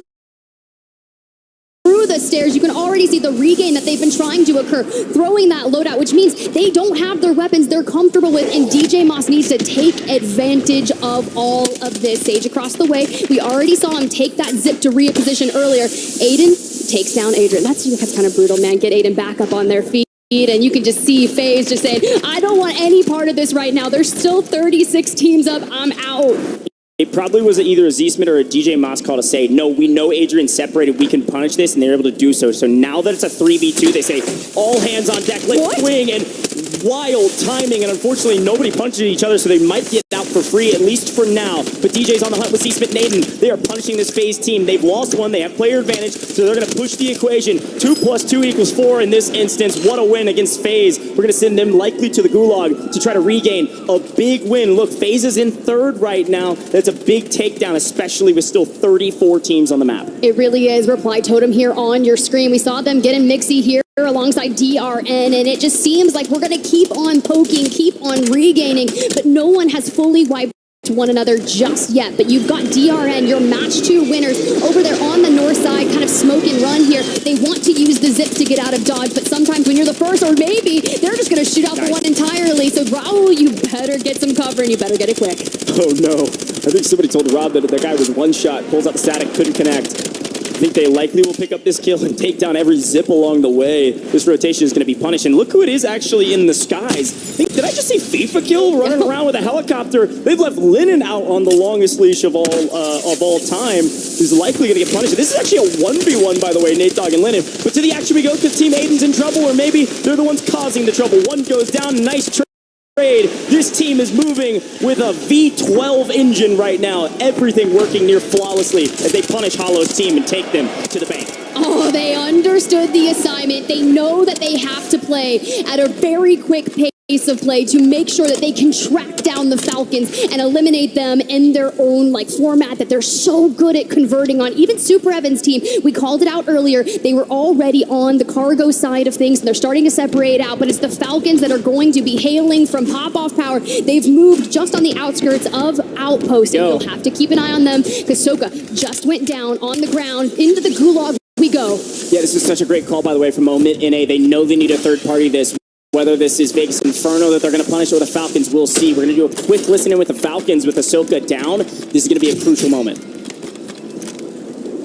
On my level, second floor. Up on the hill. Yep.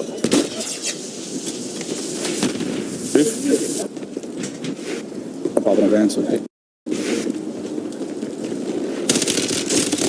Bad band. Here. I'm going to throw portable by behind us. I'm gonna wait for the scan, bro. I don't know if these have an advanced stuff. Oh, portable on? I did. Did none of you guys hop out right there? No, because the Baxton them were just shooting us the whole time. Gotta go back there for that buy. Just waiting for these to scan, bro. I don't know if they know I'm here. Think so? I need a refresh. I'll just come anyway. Yeah, that one was brutal. Good listening to hear what they were thinking. I think they were thinking, we don't have a third man. I mean, Ahsoka got punished in the gulag, and now she's fighting. I'm trying not to make a mistake. And Omit NA is here to pay. And oh no, Shifty goes into the building to try to make a play, and he knows his teammates are low. Omit NA playing spoiler right now, potentially to the Falcons, but we lose Brax. So it's a 2v2, and with their third coming back, a quick buyback on Ahsoka means the Falcons somehow have found a way to find an advantage over Omit NA. How will this one pay off? This is going to be crazy. I mean, the Falcons still have so much cash for resources, and they always have buy stations in their back pocket. But Omit NA, after taking out Omit EU in the north, Youngsta's on 5 eliminations. Remember how much of a game day they had yesterday? Well, it was nothing that we're used to seeing from Omit NA. Brax loses the gulag to the APAC team, and that's so unfortunate for them, because if I'm fighting the Falcons in a 2v3, I'm going to want to go in with my full strength. Yeah, and frankly, this is one of those, probably the only moment ever that the Falcons, if they knew, would say, thank you, XMQ. I think that's a huge boon. Like you said, player advantage now on the side of the Falcons. I don't think they know that. There's a chance they've got some UAVs in the sky, and maybe they're picking up on some reads, but right now, they're looking with this smoke and run. They know someone's out here, and it looks like they've actually grabbed maybe an LTV and are getting out of dodge. So Omit NA playing their life well. We're going to swing back to a team that's been doing that all this map and are slowly creeping up the leaderboard. Team Aiden trying to return to form into the top 5 as they've secured a nice spot in cargo right now if this zone pulls south. Well, I love this rotation, right? Especially when you're getting ahead of it, because we knew crossing the water was going to be incredibly difficult, and you've got other squads still trying to get in from that south side. That's Reply Totem here, looking for a bridge to cross. But with Team Aiden, Z-Smith already on 6, we got LTVs to play around. You have to see, where is this pull going to occur, and are they going to be able to take down the Team Falcons Mena with haste? Looks like Z-Smith's going to jump out just to make sure they don't get full team wiped. Luckily, it looks like a couple bullets went the other direction, which means they have a free rotate. They're still good. Still here in condos. They really don't need to go anywhere right now. There's still 30 teams alive, by the way, as the Gulag's about to close in 5 seconds. And as such, this is going to be a race to the finish line for any semblance of a multiplier. You see the Falcons, Mina, like you said, trying to push the equation here. Couple little ticks with the thermite will at least give them the info that they're there. But right now, It's just a matter of who makes the first mistake. And if a third party happens, these are one of those fights that you're going to look back on and say, could we have cleaned that up faster if they decide to push? You actually see Team Aiden push, and Team Panda says, yeah, I'm out on that, my man. They are gone into new zone. Panda is not taking any chances, and now on edge of zone with the new zone. This is dead center on that fire station here in Seaport that we've been talking about. We've showed it in the early drop spots. This is where Cloud9 used to go. Cloud9 is still in it, and I think Cloud9 is actually holding out Community, who is rotating in from the C. DRN just got wiped, but we still need to get the Team Falcons Meta Squad into the next circle, so you have to get through Team Aiden. We jump on over to the other side here. Team Community coming full wipe, Dongy on your screen as well as Unrational. And when you've got Cloud9 lurking below you, things can be detrimental towards your regain. We do have a bunker buster in the back pocket. We just got to set our sights straight onto Jowo. Can we rip him out of it? Because if you think about it, it's always going to be Jowo and Bredman right next to each other with 4NJs kind of lurking from a cross angle. Now, unsurprisingly, by the way, that I called it periwinkle. That is definitely a blue. 35 with that Watch Waldo team, Colony 2K. They're still alive. They're fighting right now. We're losing Nick Cool. But this team went first, second, and they're trying to better it again in this next one, as they're losing one off screen or a little bit further down the line. You do see Omit NA has regained fully and are moved into the new zone as well. You see Exiles were able to make their way out of Resort and have crept down to new. But right now, Dongy and Unrational are just lying in wait and looking for somebody to make a mistake and maybe somebody's head to get popped. Well, 4NJs picks up XMQ, and that's a full squad wipe, so we don't have to worry about them looking for a regain over here. But Exiles, man, they are just hunting, waiting to use that Car 98 and find a down. Biffle down below, you can see them just on that screen, but Omet NA, and of course, Team Aiden in the distance. We got Pentagon, Melvin, Fuzzin as well with 26 teams here. You have to make sure these circles can be fickle, right? Depending on those end game pools, whether you have to cross that road, that will cost you so many placement points. But for Team Aiden, who took the early rotation with Team Falcons Meta kind of mirroring them, right? They're constantly staying just a step ahead, and it's only a matter of time before they start to pick them apart. Crazy, and it's a great call. The early rotation is going to pay in kind, but again, the zone pool is further north, and now we're, of course, still in Seaport, but right where it looks like that Watch Waldo team was, and then Team 30, which is the Team Clapper team that I think had 7 kills throughout the entirety of yesterday combined in all 6 games, have a chance to have a good one if they can hold that position in the middle of zone as they're getting pushed. Everybody wants their spot. It's going to be difficult to do so. That darker blue 30, that's the best spot right now, especially on this south side, and there's a lot of teams that are going to be gunning for it. Oh, and we're starting to move. The Falcons have already found themselves a home, but it's not a good one. Ahsoka gets ripped from the ultimate high ground. Leonard, little Mario going to do the work on them. Biffle only on 3 eliminations, and you're going to have to fight off everyone hailing from the north on that. It's going to be Aizen, Hollow, the next biggest threats to them. Huskers team, the Exile squad, has made their rotation in and actually have a nice position on the northern side. So a couple gatekeepers right now as everybody's trying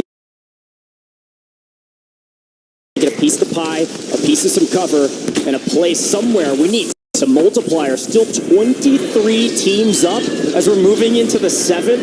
This is unreal, nearly unprecedented on this side of the map. This reminds me of City. Everybody playing slow. There is $1 million on the line, and off screen, it does look like our Watch Waldo, Colony 2K, Nick Cool squad finally eliminated their worst game of the day in 22nd. Likely still going to be top 5 with a decent game, but that is a frustrating one after a fantastic momentum. Look at this layer cake action all across these condos. No, this is going to be brutal. We are pulling to the open ground outside of the condos, and sometimes you just got to find yourself a balcony, go prone. You don't have any plates there for Scummin to kind of reconvene with.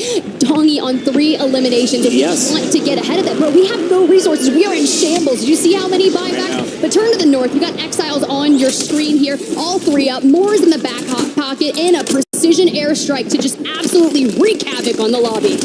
Okay. Yeah, that's right, Huskers. FNK sniping for the win. My bad, Husk. I knew I was familiar with the game. Apparently not. Good grief through the body, but we go to Aiden squad. PDS is for days. It's Omit NA versus Team Aiden, and it's a brutal one. Blood treating hands, but no one will falter. Not yet. Sharing a wall like a townhome. This time it's in condos. Juju, little fastball special. You gonna get paid in kind? Aiden gonna get the rip. No, doesn't get the cleanup. This squad's doing trouble, but Omit in A is out of here. We are deep in the gas, but we got a buy station for some gas masks. Hey, that's how you make a replay of that. And a PDS in the back pocket. Elsewhere, the Team Falcons men have fallen. Team COD Community still struggling, but we still have to get into that next circle. Knowing that it pulls out into the open, we want to take our time, smoke and run here, and look what we see just ahead of us. Cloud9 being wiped by Deus Emir's squad. Good grief. CT Red getting into the mix and cutting down one of the top teams today. CT Red still in the mix, finding more team wipes, finally losing Deus Emir. But the question is, you might be asking, wait, we're not in the 9th zone yet. Where is the zone? It's all the way on the other side. Who's there? The Exiles have been here since the beginning. There was 20 teams up and they were here. Here comes Vegas Inferno. Hometown heroes trying to make a play for day 2. Getting punished. Wait, Almighty Team. Okay, Brolic. You run out of ammo. Do you still have the gunny? Huskers makes the move. Future has game. Last alive for this squad, trying to play from underneath. It's the Exiles. It's Vegas Inferno getting cut down. It's Rocket. It's Zakar. They're blasting up again into second. They had 7 kills yesterday in total. Could they win it all? Or will the veteran of Huskers win by himself? He says, bring me my teammates. We're not done yet. Now we make it a 3v2. We cut the difference, throw some thermites into the mix, and the swing comes in. We get Rocket. Now we're looking for Zakar. Brolic from the high ground. He drops down, cleans it up, and the Huskers return to form is what we need on land. He's been doing it for years, folks. He told me it would be a different day. A solid performance yesterday, but a fantastic performance in map 3 of day 2. The Exiles on top, and not only because of the gunny, but because of the high IQ, big brain plays from Huskers. He says, I don't need to be the hero. I want my team to win. The double buyback, the chow, the win, the blood. His teammates get the victory with him. And I'm trying to look at Huskers' screen right now. I'm like, show me the eliminations. Huskers had about 5, potentially 6. And it only goes to show, what did the other squad mates have, right? Did we get double digits? Let that 2x multiplier do the most for you. And I do see 6, so at minimum of 12. That's right. I think it was a very solid game across the board. They shared kills when we saw them. I think it was at least double digits, a 20-plus point game. They needed that to get back into the mix. Of course, every position you're leapfrogging, I don't need to remind you at home, there is $1 million on the line. So if you jump from 20th up into the top 5, this is quite literally thousands upon thousands of dollars that could go your way. But we're just into map 3, and it is match point day, which means we still got to get to 150 points from somebody. And guess who got cut down a bit early? The Falcons. I know, I'm like, they're starting to encroach on that triple-digit territory, and I get nervous because once they get there, I'm like, they can put up a north of 40-point game and completely change it. But a lot of our squads, they understand what they needed to do here, especially on day number 2. Prevent them from getting a 2x multiplier. Deny them 1.8 if you can. Let's go ahead and take a look at that last stand and kind of see the culmination of happened outside the gas, because before we blinked, we were down to the final 2, but this is insane. 18 squads, different side of condos, and Team Aiden fighting like hell to get out of here. Again, this is a fantastic game from Team Aiden, but I want to draw our attention to that Exile squad. They have the perfect zone pull. They gifted it, but then they're able to reap it. Look at where New is. You can see where Team 7 in yellow are already in position, lying wait. Vegas Inferno almost played spoiler, especially with Brolic running out of ammo, but Future also running out of ammo, had to relocate, replate, and wasn't able to get the better of his opponents. Brolic gets cut down here from Zakar. And again, what a monumental effort from Team Rocket, having an abysmal day yesterday to getting second in map 3. But Huskers getting the buyback here, Tiff. Huskers is able to get one. It's exactly what he needed for his teammates to come in, shoot him in the back, say, see you later. Jackal Brolic, very well done. A holistic team effort, but on the back of a high IQ play from Huskers. That was sick. It was sick. All he had to do was put down so much damage to allow Brolic and Co to come back on in and finish the deal for them. I believe it was a 10 elimination win, so 20 points for the Exiles. And honestly, if you already show that you can convert those wins, because mind you,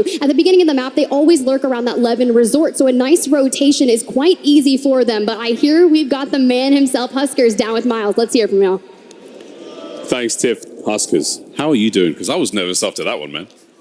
Feeling better after that win for sure. We had a rough first couple games, but hopefully this will be a huge momentum shift and we can keep carrying that forward. What was it like in the final moments there? Who made the play call? I mean, did you know it was all going to work out once the bye was in play? I think just both me and Jack were making great comms there, great calls at the very end to, go back to that little building because we saw we had the shift. And yeah, the last minute, I was so locked in, I didn't realize that there was like a portable buy there. But Jackal made that comp to get the double buy back, so I was able to buy enough time to get them both back. It was awesome, man. There was such a great reaction in the crowd when we saw those shoots coming in. It was like, oh my God, it felt like something out of a movie. Yeah. Well, congrats, man. Obviously, a big win helps out a lot. The regain is potentially there. You've still got a few more games to play. What changes from here? Just keeping that aggression up and just getting aggro on teams. Not being afraid to, fight a team and playing confident is really the key. Love it, man. Well, good luck. Keep up the confidence. We'll see you on the other side. Desk, back to you. Huge wins coming out for Huskers and his crew of exile. Hey, we talked about him at the start of the show, right? When we highlighted them yesterday, that redemption arc. He said it himself throughout the qualifiers during an interview. It feels nice to see him up on that podium with the first place finish. 10 eliminations. He walks away with 20. It's not the most, but it's a great start. And he said, hey, we keep up that aggression. Yesterday when we talked to him afterwards, Dandro covered it. It was more like, hey, we know day one wasn't the best, but we're coming into day two with some adjustments, and, well, clearly it's paying off. Shout out to them. That is a massive win, to say the least. But an early exit, though, for one of the rosters who's been performing very well from game one to game two. That's Colony 2K. They were finished off in 22nd place. It's the worst of 3 games. I'm not sounding the alarms just yet, but Colony, they needed a good game 3, and they didn't get it. Yeah, no, it's unfortunate, but for this game too, for drop 3, it seems like a lot of those teams sped up the teams 21st through 40th. Like you see the Falcons, right? They started off 81.8 is the top, the first place spot, and Colony was in 62. So for those bottom half teams, you do see them speed up a little bit. Speeding up a little bit. This game definitely felt slower than the other two, but I feel there's intense moments. Aiden is a great example of that. Gio, Aiden was flying and frying, and the big thing is all their fights they took were super clean. Yeah, I was thinking the same thing. I mean, we've seen that in all of the games that they've played so far today, where it's just felt like, even yesterday, to be quite honest with you, like everything that they've done has just looked very intentional, very calculated, and yeah, I wouldn't be surprised to continue to see them performing really well in the coming games. Without a doubt, I would love to see them continue to rise up the ranks. Yesterday, they were absolutely lights out. This today, kind of slow starts, but they're starting to pick it up. Hisoka dropping off a little bit earlier, Aiden coming back into the mix. And this is where I started to really feel what Aiden was about. This is the Aiden that I know. Pushing fights, getting aggressive, getting the buybacks, and while just getting mixy. These are the final moments. I think we'll walk you through it. Well, the thing is about this play that happens here at the end, I have to tip my hat to that man, Huskers, because the buy that he pulls off here, he's genius about it. What he decides to do is tuck himself in behind the fence line, which gives him enough time to get the teammates back in, because you see Team Rocket, they explode out when they hear that buy go off, and they're thinking, oh, we can capitalize on this, not just drag Huskers down, but his 2 teammates out the sky. Because he spends so long tucked into that fence line, they don't get that opportunity and they get overwhelmed. Huge win coming out for them, and shout out to Team Exiled, taking the win. Huskers looking confident on stage, cool, calm, and collected again, trying to rise back up to the top of the ranks. He's already won World Series of Warzone in 2021. He's looking to do the same here. Huskers, Brolic, and Jackal. I can't wait to see where they stand on the standings, where they end up landing. Great game number 3. I think, honestly, we're going to get around 8 games or so today, maybe even 10 at the rate that we're going at. And wasn't it? Didn't you have a $50 bet on that? Hey, I might have, depending. I have to talk to Goj and see what's going on with that one. Gio, when we talk about certain players being targeted, there might be a real reason why that's happening. Do you think over the 3 games you notice any players maybe having a target on their back? Honestly, the player who I've really noticed kind of had this struggle seems to be Hisoka. And it's definitely not a case that I think Hisoka's playing badly. That's not what I'm saying. It's that I think that we're seeing all the other players are like, hey, we should get that guy. You know, he finished the day yesterday being the player with the highest number of eliminations. In that last game, he only got 2. Now, look, that happens, but we saw him get eliminated in the Gulag, and then we saw him get downed in circle number 6. And these are like relatively early moments in the game for these teams to be having these struggles. And even when we had the listen-in today, you know, after what happened in the Gulag, it just seemed quiet. It was very subdued. Now, this is a team that usually has quite clean comms. They're not usually talking all over each other, but there's a difference between being clean and being like down. Yeah, no, I absolutely love this point that you're bringing up because that's exactly what we heard, right? You lose Hisoka, that is your IGL, that is the person that you are constantly referring to and listening to and hoping is going to guide you where you want to go. We talk quite often about how Biffle shifted, they like to just switch off. They want L1, R1 sometimes, and you lose your main man. That is a very difficult thing to do.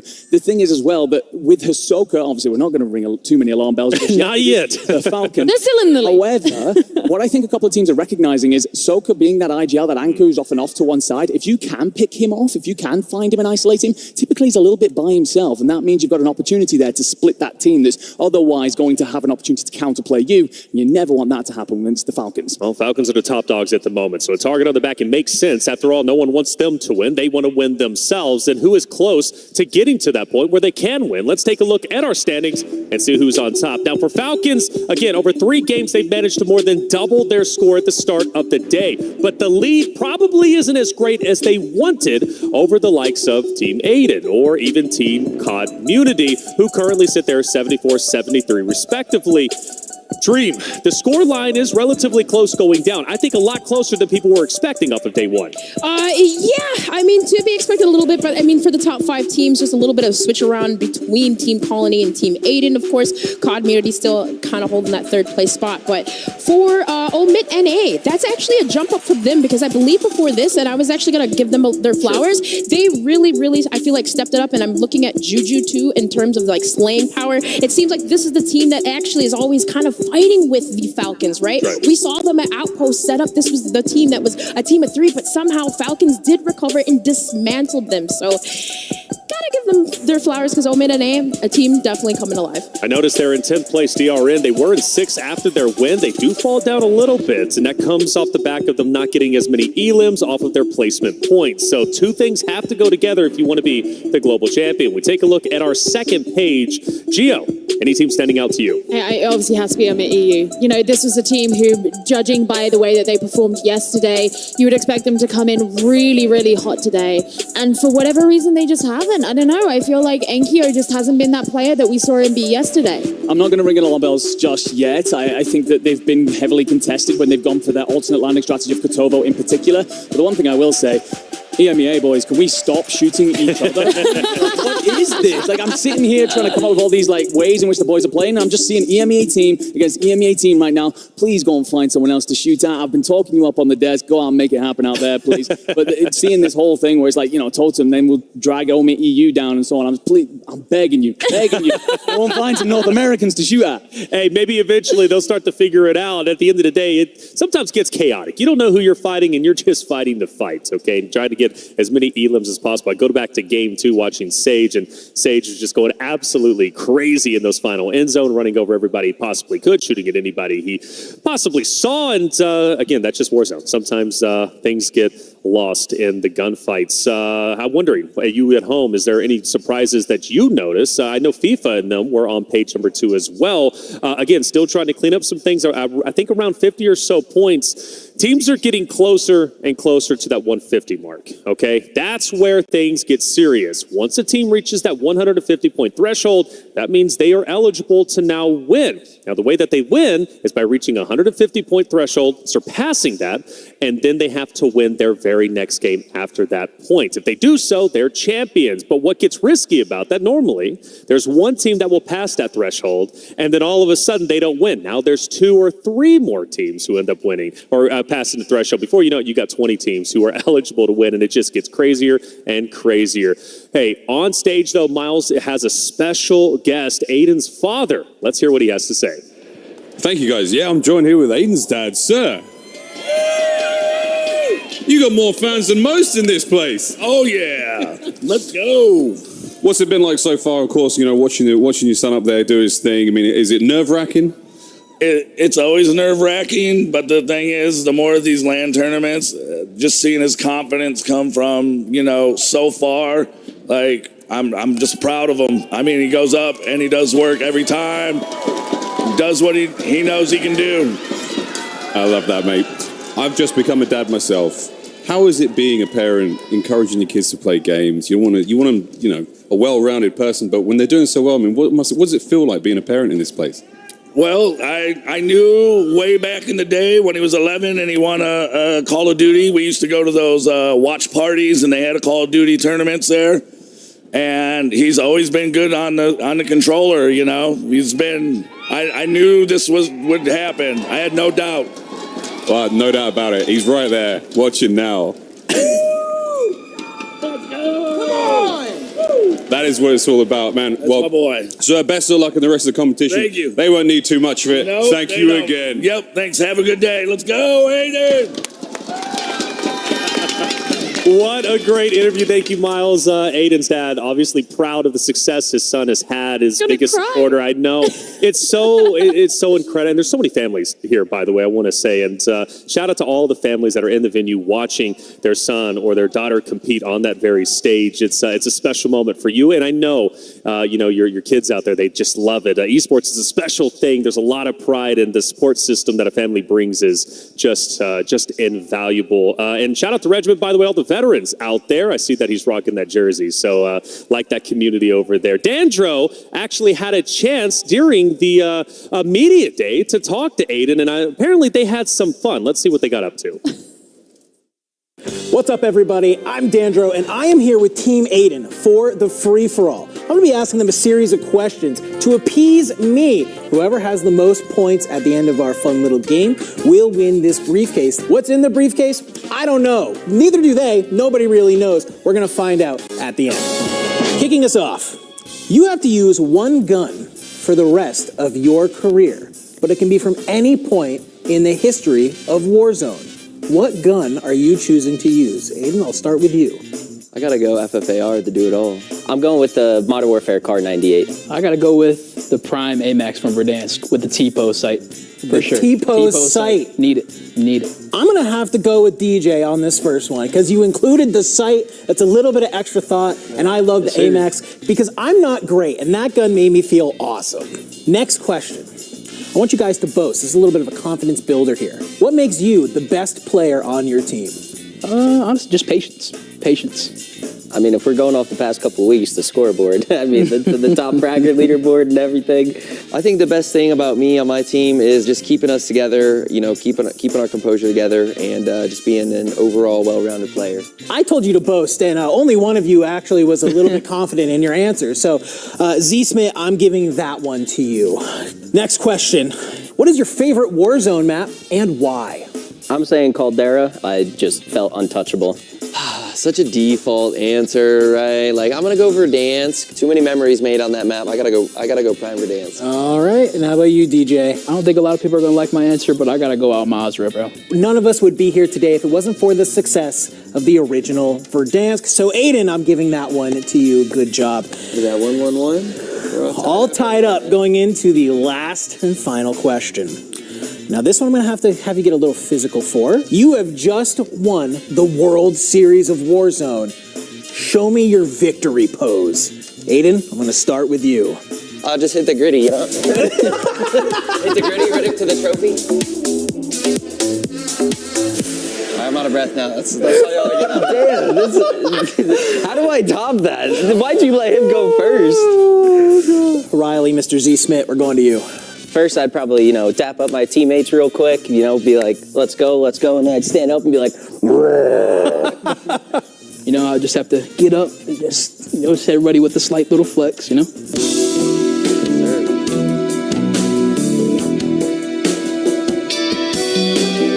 I always have to give it to the most, fluid here, and it was just, honestly, a work of art to watch. Aiden, I'm going to give you the victory pose. You are the winner of the free-for-all.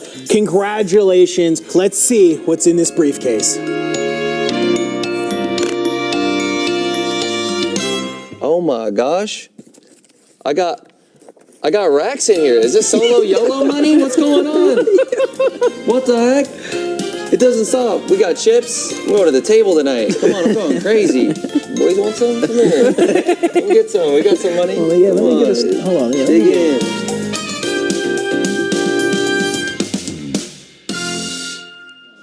There he is. Big Aiden out there warming up, getting ready for game number 4. That gritty was clean. It was very clean. What you didn't see here is that he had to do that like 5 times. So when he said he was out of breath, he actually legit meant it. But I love being able to watch him do it. Always a fun time being able to watch that team and be able to talk to them. It was a great little segment. I had a blast. Hey, absolutely. It was a fun segment, man. You should host your own game show in the future. Some have said without that. a doubt. So. I could see it. I could. And his outfits would just go absolutely perfect with all of it out there. Hey, check it out. We've had 3 incredible games. Let's do a little bit of a recap throughout those 3 games as we get ready to hop into game number 4. Game 1 was great. Colony 2K started to rise up to the occasion. That roster took the victory and was the first time we really got to see that solo YOLO kind of buff, Daniel. Yeah, I mean, Nick Cool comes on in, wins a solo YOLO, and they're feeling great coming on in. Let's reminder, folks, this team in the regional finals for North America came in 4th. Everyone was like, wow, who is this team that's come together at such a last second? However, when it came to that finals, they were not doing great, right? They had to drop down to that LCQ, and then I was like, okay, this team drops the LCQ, it's A-okay. Yep. They'll make it on through. They have to make it in through the wild card map, the last second possible to be able to get here to the global finals. And well, after a rough day number 1, they kickstarted day number 2 with some flame. Yeah, big wins coming out from them. Falcons Mena as well showing up 3rd place. They looked just absolutely stunning. They've kind of slowed down since, but hey, it was good. Now this was my favorite map without question, Gio.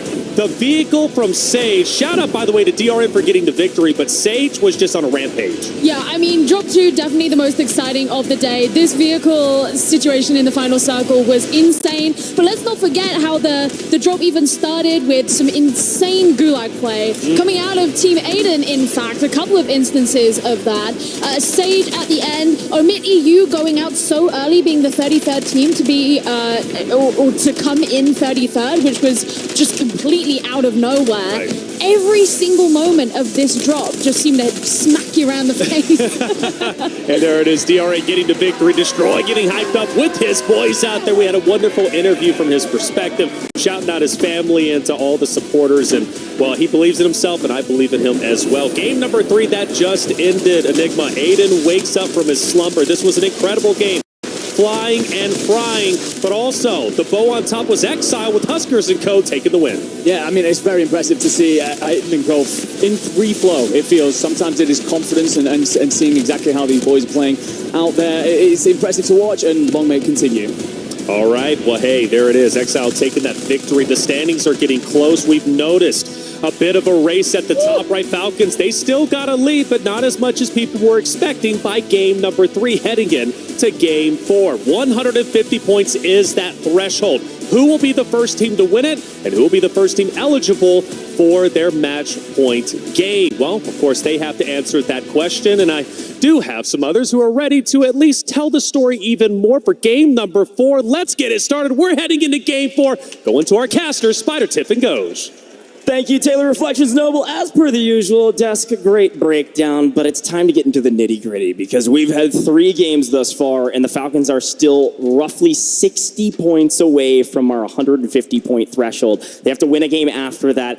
I gotta say, this is going a little bit different than I thought it would be, but they are still on top, and it's wild to say that this is a little bit of a weird tournament when they're still up by 16 points on their competition. Nah, they just haven't hit their flow state yet. You gotta think yesterday, they were averaging about 35 points per game. So if you need 58.4 points to eclipse 150, that's potentially 2 good games for them. Or who knows, maybe they have a banger and drop 60 on this one. That would be a 30 elimination win, which would be, I mean, way insane. I mean, it is possible. We've seen it done before, but not really from the likes of them. We've seen things like that out of the squads like Team COD Munity. And what they need to eclipse 150, well, that's 76.8 points. Aiden, they need 75.6 more. We're still just about halfway there for some of these rosters. That's right. And again, a big shout here to FaZe, right? They're in 6th place overall right now. Still a lot of points needed to be tallied up. There's a lot of money on the line, even if you're not in the conversation for that 150 points, not yet. But all it takes is one really good game,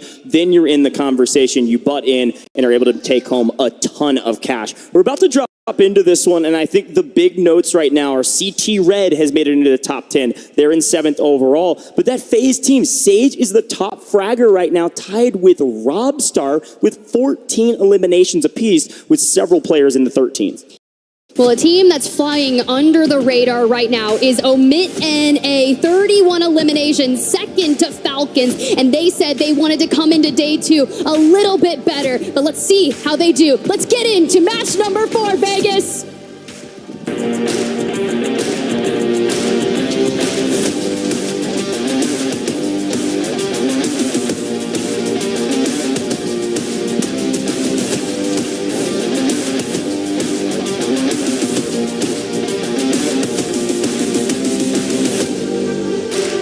Well, the potential second half is upon us, or maybe we're just entering into the second third. We don't know how long we're going today, but it's going to be a good time. And well, we've got a brand new plane line from southeast to northwest. Means you have your pick of the litter with where you want to drop and how you want to get there. But right now, all eyes Omit EU have fallen down the leaderboard. I know Enigma was saying we don't need to sound the alarm bell, not yet.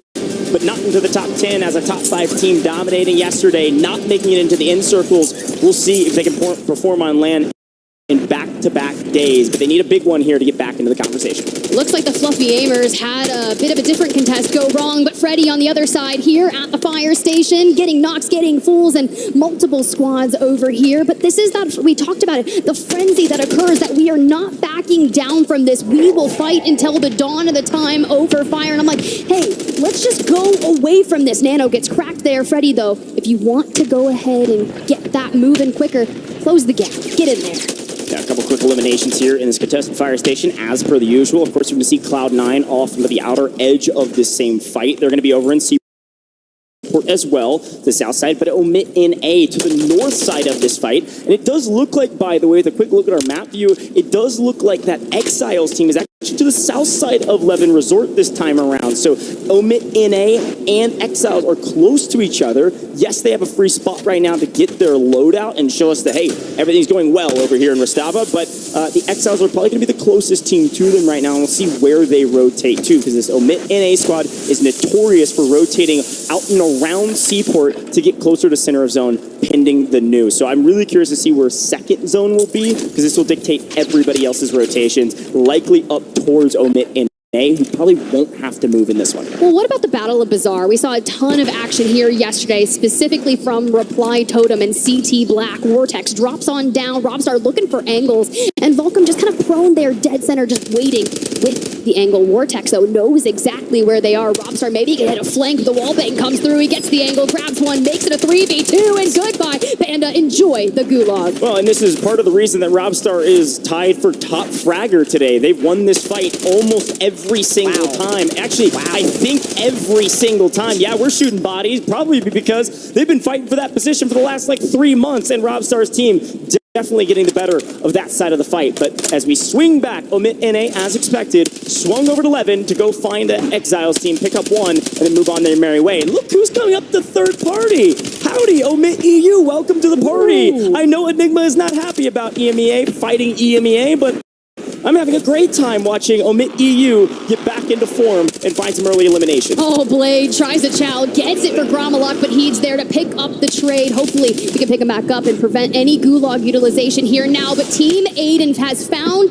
FaZe Black. Flanked goes down, and DJ Moss just making sure we're calling information. They've got loadout on the roof, so keep an eye out for Blast there. Good thing here, Zeppa from afar actually is going to help out Team Aiden in here. This is a very interesting play, actually, from this Aiden squad. This is probably the first time we've actually seen them rotate up towards military from Super. Usually they're heading into Low Town, Old Town, to fight teams like DRN, some of those other squads that dropped there, that FaZe team that's in there, also Old Town, Low Town. But instead, they head up to military, wipe FaZe Black, and then decide where they want to go from here. So back to Omit EU, because again in a bit of trouble. They've rotated up from Shaheen up to Bazaar, like we said, and the third party this time against them, nobody else here, so a true 3v3 means FLS, Gooey, and Clavson. They looked at this fight and then said, never mind, I don't like it at all, we're going to go somewhere else. Yeah, Team North is currently going north, away from the Omit EU roster, especially once this squad starts warming up and trying to keep on the move. From the distance we go, and well, Bazaar all alone. In comes all the free loadouts to help anyone who may be on the regrind. Team Community here scumming on that ultimate high ground and dives on down here to Zaravan City. Panda, that regame we saw from earlier on the ground is not doing too well for him, because Unrational's looking for more. Yeah, again, where do people go when they want to regain? It's either farms or city. Apparently city is not working out for them. Technically shopping center here on the south side of city. It looks like our community squad looking very good in the early part of this game. However, the zone does pull back to the zones that we're used to from day one. We are headed back to the eastern side of the map, back towards likely somewhere between Superstore, Lowtown, and Farms, looking like mostly that Superstore area potentially for the end game. And Omit NA knows it, so they're going to clean out everyone from behind them, including this FIFA kill squad. As Juki's either is out on a leash or maybe he's the last one alive. It looks like he's maybe got a teammate in Popov. But Omit NA says, well, we don't want to get third parties as the Exiles come flying in on an LTV to try to get a piece of that action. I mean, look, Omit NA already took down the Exiles once, and they're going to want to do so again, but back on over towards that Superstore side of things. I think staying here for the time being, considering that circle keeps creeping towards that northeastern side, a lot of open distance as we go ahead and pull it on up. You can still see FLS over there in Farms after retreating away from Omit EU, that red one on the bottom right of your screen.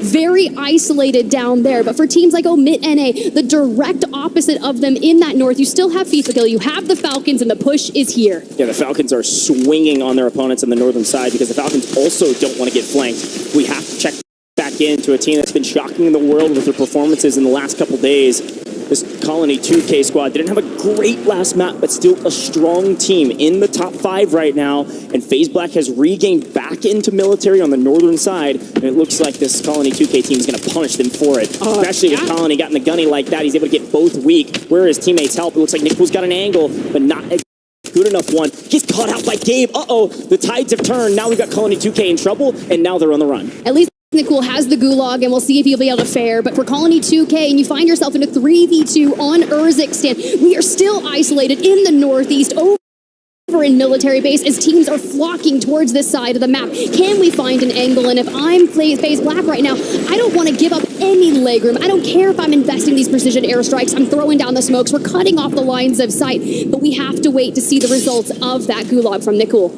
Yeah, and again, it's a 2v3 right now, but this is going to be a tough building to just swing in and get a full wipe. So we're going to be here a little while. So we're going to check out some other squads. We're going to head down to FaZe in particular because, again, a squad that has had their ups and downs. We talked about them a ton yesterday. They made it into the top 10. They earned a decent amount of points. They've had a good day today. Sage is our top fragger. Reminder, as an individual, tied with Robstar. So a fantastic individual performance, but this team also doing well inside the top 10. Unfortunately, Sage getting caught out. He does have help over the top and maybe could bait out this Yavix team, but I don't think they're going to get that aggressive, not yet. Sage might be the one getting aggressive. Yeah, it's going to be FaZe v EXO Esports, and that Falcons meta team is on the rotate just ahead of them. We ripped off some of those plates there for Yavix, but maybe Cam's lost still, not allowing Sage to grab any angles. That cross being held by Swag and Adrian, you love to see it. They're making sure they're looking for information. Can we find any bit of that opening knock to allow Sage to just jump on him like a wild dog? Okay, well, I'm really excited to see where this new zone goes, because yes, we've lost 3 teams, but we technically don't know. Will it actually be the eastern side, as I suspect it will be? Will it be South Military Base, Superstore? No, it goes to Old Town, Lowtown, likely going to end in low. This is very familiar from yesterday. A lot of these teams are very comfortable with this end zone, specifically that Team Aiden that is dead center. Look, I love this, right? We saw them lurking back into Superstore where FIFA Killing them now are, and we've already moved into Lowtown. You've got your eyes set on the Reply Totem, but we're pretty separated throughout the buildings in Lowtown. Smoke to cover the retreat, and we want to get back to the teammates and reunite, find the plan for the end game. We've got mortars, we've got plate boxes, we are set up for success. The only one without a self-res is DJ Moss, but they have a good bit of cash for the end game. Yeah, and quick notes from that map, by the way, as well. Omit NA is obviously going to be coming in from the western side. On the cargo side, they're going to be running into Cloud9 likely over there here shortly. Old Town, you're going to see that Sage and Swag team FaZe holding down the Old Town area, while Aiden's team's holding down Low Town. So those are the heavy hitting squads here. But DRN is here to continue to show that they're one of the best teams here. They've still got a lot to prove with that 20-point victory or whatever it was. It was close to it. They need more kills Tiff, and this is a moment where they could do that. We've got to be careful here. You got Nate Dogg on the roof. You heard it. Destroy said best IGL in the game, but DJ Moss does not have the self-res out by his lonesome here, and looks like a couple teams still trying to make their way. Z-Smith, Aiden just ahead of them, but be cautious. Smokes to cover. Can we get an angle on Nate Dogg? And if we can't, make sure we join up with the forces to isolate. Looks like Raul for Z-Smith and Aiden. They are on the prowl. Yeah, and again, another fantastic showcase of a great team that recognizes they have an advantage because the team is split. They're trying to push the equation. Unfortunately, it does look like Raul was able to make the great escape. He's able to get back over to Destroy, and they left DJ Moss in the dirt, which means DJ Moss gets cut down, and now it's turned back the other way, and Destroy's team can get aggressive if they want. Still has Gulag, though, but it makes it a 3v2. Look at Aiden behind the billboard over here, looking for angles as DRN starts to close the distance, but DJ Moss on two has faced up against Swag here on the other side. You get that information on the left. We swing through the center. We hit fire, but Swag puts DJ down there now. A regain here for Aiden. Can we deal with this DRN roster and get DJ Mouse back into Urzikstan? Swag hit some headshots on that one. My goodness, he went down quick. And because of it, like you mentioned, this team Aiden squad has to get out of Dodge, and they're going to run right into the open arms of the Germans here with Pentagon, Fuzzin, Melvin. They're right around the corner, and we're dropping cash to our teammates as they come flying back in and rotate in. We'll see how that one goes, but to Omit NA we go because, well, they've made a big rotation. They actually came all the way over from the northern side of the map, northwestern side, Levin area. They were fighting Exiles, and they've rotated in across Cargo, across the river, and have made it to Old Town. The Exiles team went actually on the other side, have crossed the river over by Military. So these two teams likely won't be fighting for a little while, and right now it's about holding position for in-game. Where do we go from here as Aiden's team's in trouble yet again? Well, Z-Smith in the gulag. Aiden still on it, still looking for cash, looking for resources, needing a buy station, but we are getting poked, we are getting prodded, and DRN taking down some phase. Can Aiden finesse himself out of this one? Back to gas station we go, looking for the closest buy station. Does have the cash, but we've got to withstand and the pressure. Oh no. Oh, Z-Smith goes down. Aiden is last alive for his team. He's going to get no help right now as a solo. Going to go for a quick buyback because he's got just enough for it. He's going to drop some cash on the buy, and look how much cash Z-Smith have. They have enough to get DJ, but they are still on their back foot. They're not done yet, but on their back foot, and here comes COD Immunity. They had one of the longest rotations from the southwestern side of the map, deep in city. They went very deep for a couple kills and have come out better for it. It's coming on 6 right now. Team likely closing in on double digits, if not past it, as they try to address the south side of the zone. Team Echo, Omit NA, in a bit of trouble there per the kill feed, but it's the Falcons here getting their portable buy station on in, making sure that they can get the resources needed to take on potentially Zach Paolo, Azen on the other side, Youngsters in the Gulag, FLS on the other side. Smokes to cover, but we are prone, we are patient. Can we find them? One thing I know about Youngsters is that he is a very patient player, and it looks like FLS is going to wait as well. He's going to make a move. FLS, the snap! FLS wins it! There was likely life in the game. Omit NA not done in the Gulag. It's just Brax, last alive, the only player remaining from Omit NA after a very strong start to day 2. All of a sudden, back against the wall, maybe falling here. If we lose this Gulag, we go out in the first 8-9 teams. This is not good. Omit NA, Brax on 4. Nice, and on the other side, must-win situation to keep this moving for them. The up and up, lackluster day 1, a different day today. The push in, the cracks there, and we are coming back. Omit NA stays in the game. When all else fails, barrel stuff your opponents at the Gulag. We take those. Omit NA still in it, but a long way to go. The Falcons, speaking of a long way to go, playing edge of zone yet again and having to make a very treacherous cross. Luckily, their opponents, Team 40, just lost their teammate. So with only 2, they can't play quite as aggressive. And it's actually XMQ on the other side. It's going to be the first team that the Falcons could look at. It's also the Exiles. You're not seeing them on the minimap. They're on the high ground outside of Old Town. Team 7, watch out for them. They could have an angle on the Falcons and more. Well, a regain still needed here for Team Aiden. They can't catch a break in a blender here in game number 4. I love that you called out the Exiles, though. That is the exact spot on this type of circle pool that the Falcons are going to look to play. Once they get through XTH, they're going to set their strikes straight onto Exiles, so keep an eye on that for now. But if you're on the south side for Team Aiden looking for a regain, hopefully you can get it done, because there are still squads like that Uno Gaming X West Esports squad nearby. Yeah, and quick update, by the way, if you're watching the kill feed, and I know you all are, the Falcons did wipe XMQ and his team. APAC is down and out, and the Falcons have taken that position in zone. It's not a great one, but it is in zone, so they've got a second to breathe. Sage. And think about where they go. FaZe in trouble, likely on their last leg, so the back of Sage, their top fragger, on the train, riding it to, I don't know, I guess the lobby. This is brutal for Sage, and somebody's going to clean him up. It's just a question of who, as Sage is on 0. This is not FaZe's game. Look, this is going to be the greatest distraction if I've ever seen it. We're going to stop the train right on here. It's Colony 2K. You just hear the Moors trying to connect through the walls of the train. But for now, we'll get back moving to the north. We go. Yeah, this is a distraction if I've ever seen one, because we've got to go back up just high ground, meet up with the squad mates who are already in the next circle. I know Ted Timmons is out there watching and loving some train action. Unfortunately, we lose Sage, Adrian, and Doozy still alive, but not near their teammates. So we only have 2 remaining on this FaZe squad, but look at the resources. I mean, they have nothing. They've got to get to this loadout. They've got to make a play for it, but they don't have a game on their hands at all. Here's a quick look at that new zone, by the way. You see the Exiles, a yellow 7 at the top of it, in a really good spot on high ground. Still a decent amount of cover there with the rolling hills. And yet again, it's Super Evan's team dead center of zone, but they have to find kills if they want to jump up this leaderboard and earn a sizable amount of cash. You also see Community right around the corner from FaZe in that pink 20. They're here lying in wait. They are a top 5 team. You said kills, and Omit EU said, yes, sir, I'll give that straight towards you. FIFA kill in the distance, and this is where we start the gatekeeping. I'm only worried about the water cross later, but FaZe Black on your screen, and he's looking to close the gap, find the angles, let it rip with the thermites, but choo-choo, the train is here in Colony 2K. We knew you were a wild card, but this is a good way to shake some things up. You're going to stop that train. You're going They're just going to keep going. Goodbye. Stop that train. There's a John Mayer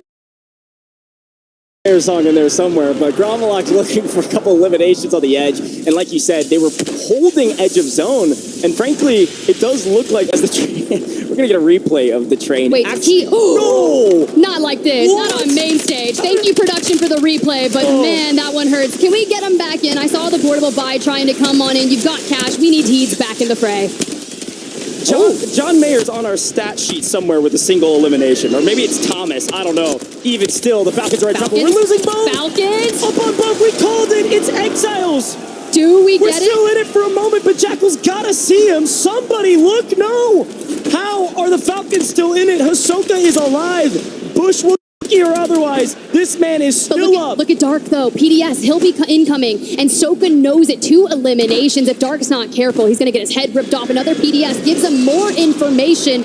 Oh, are we doing this? It's BD Binza right behind as well, deep in the gas. Dark knows Hisoka is here, and it's maybe the only player until those shots are fired.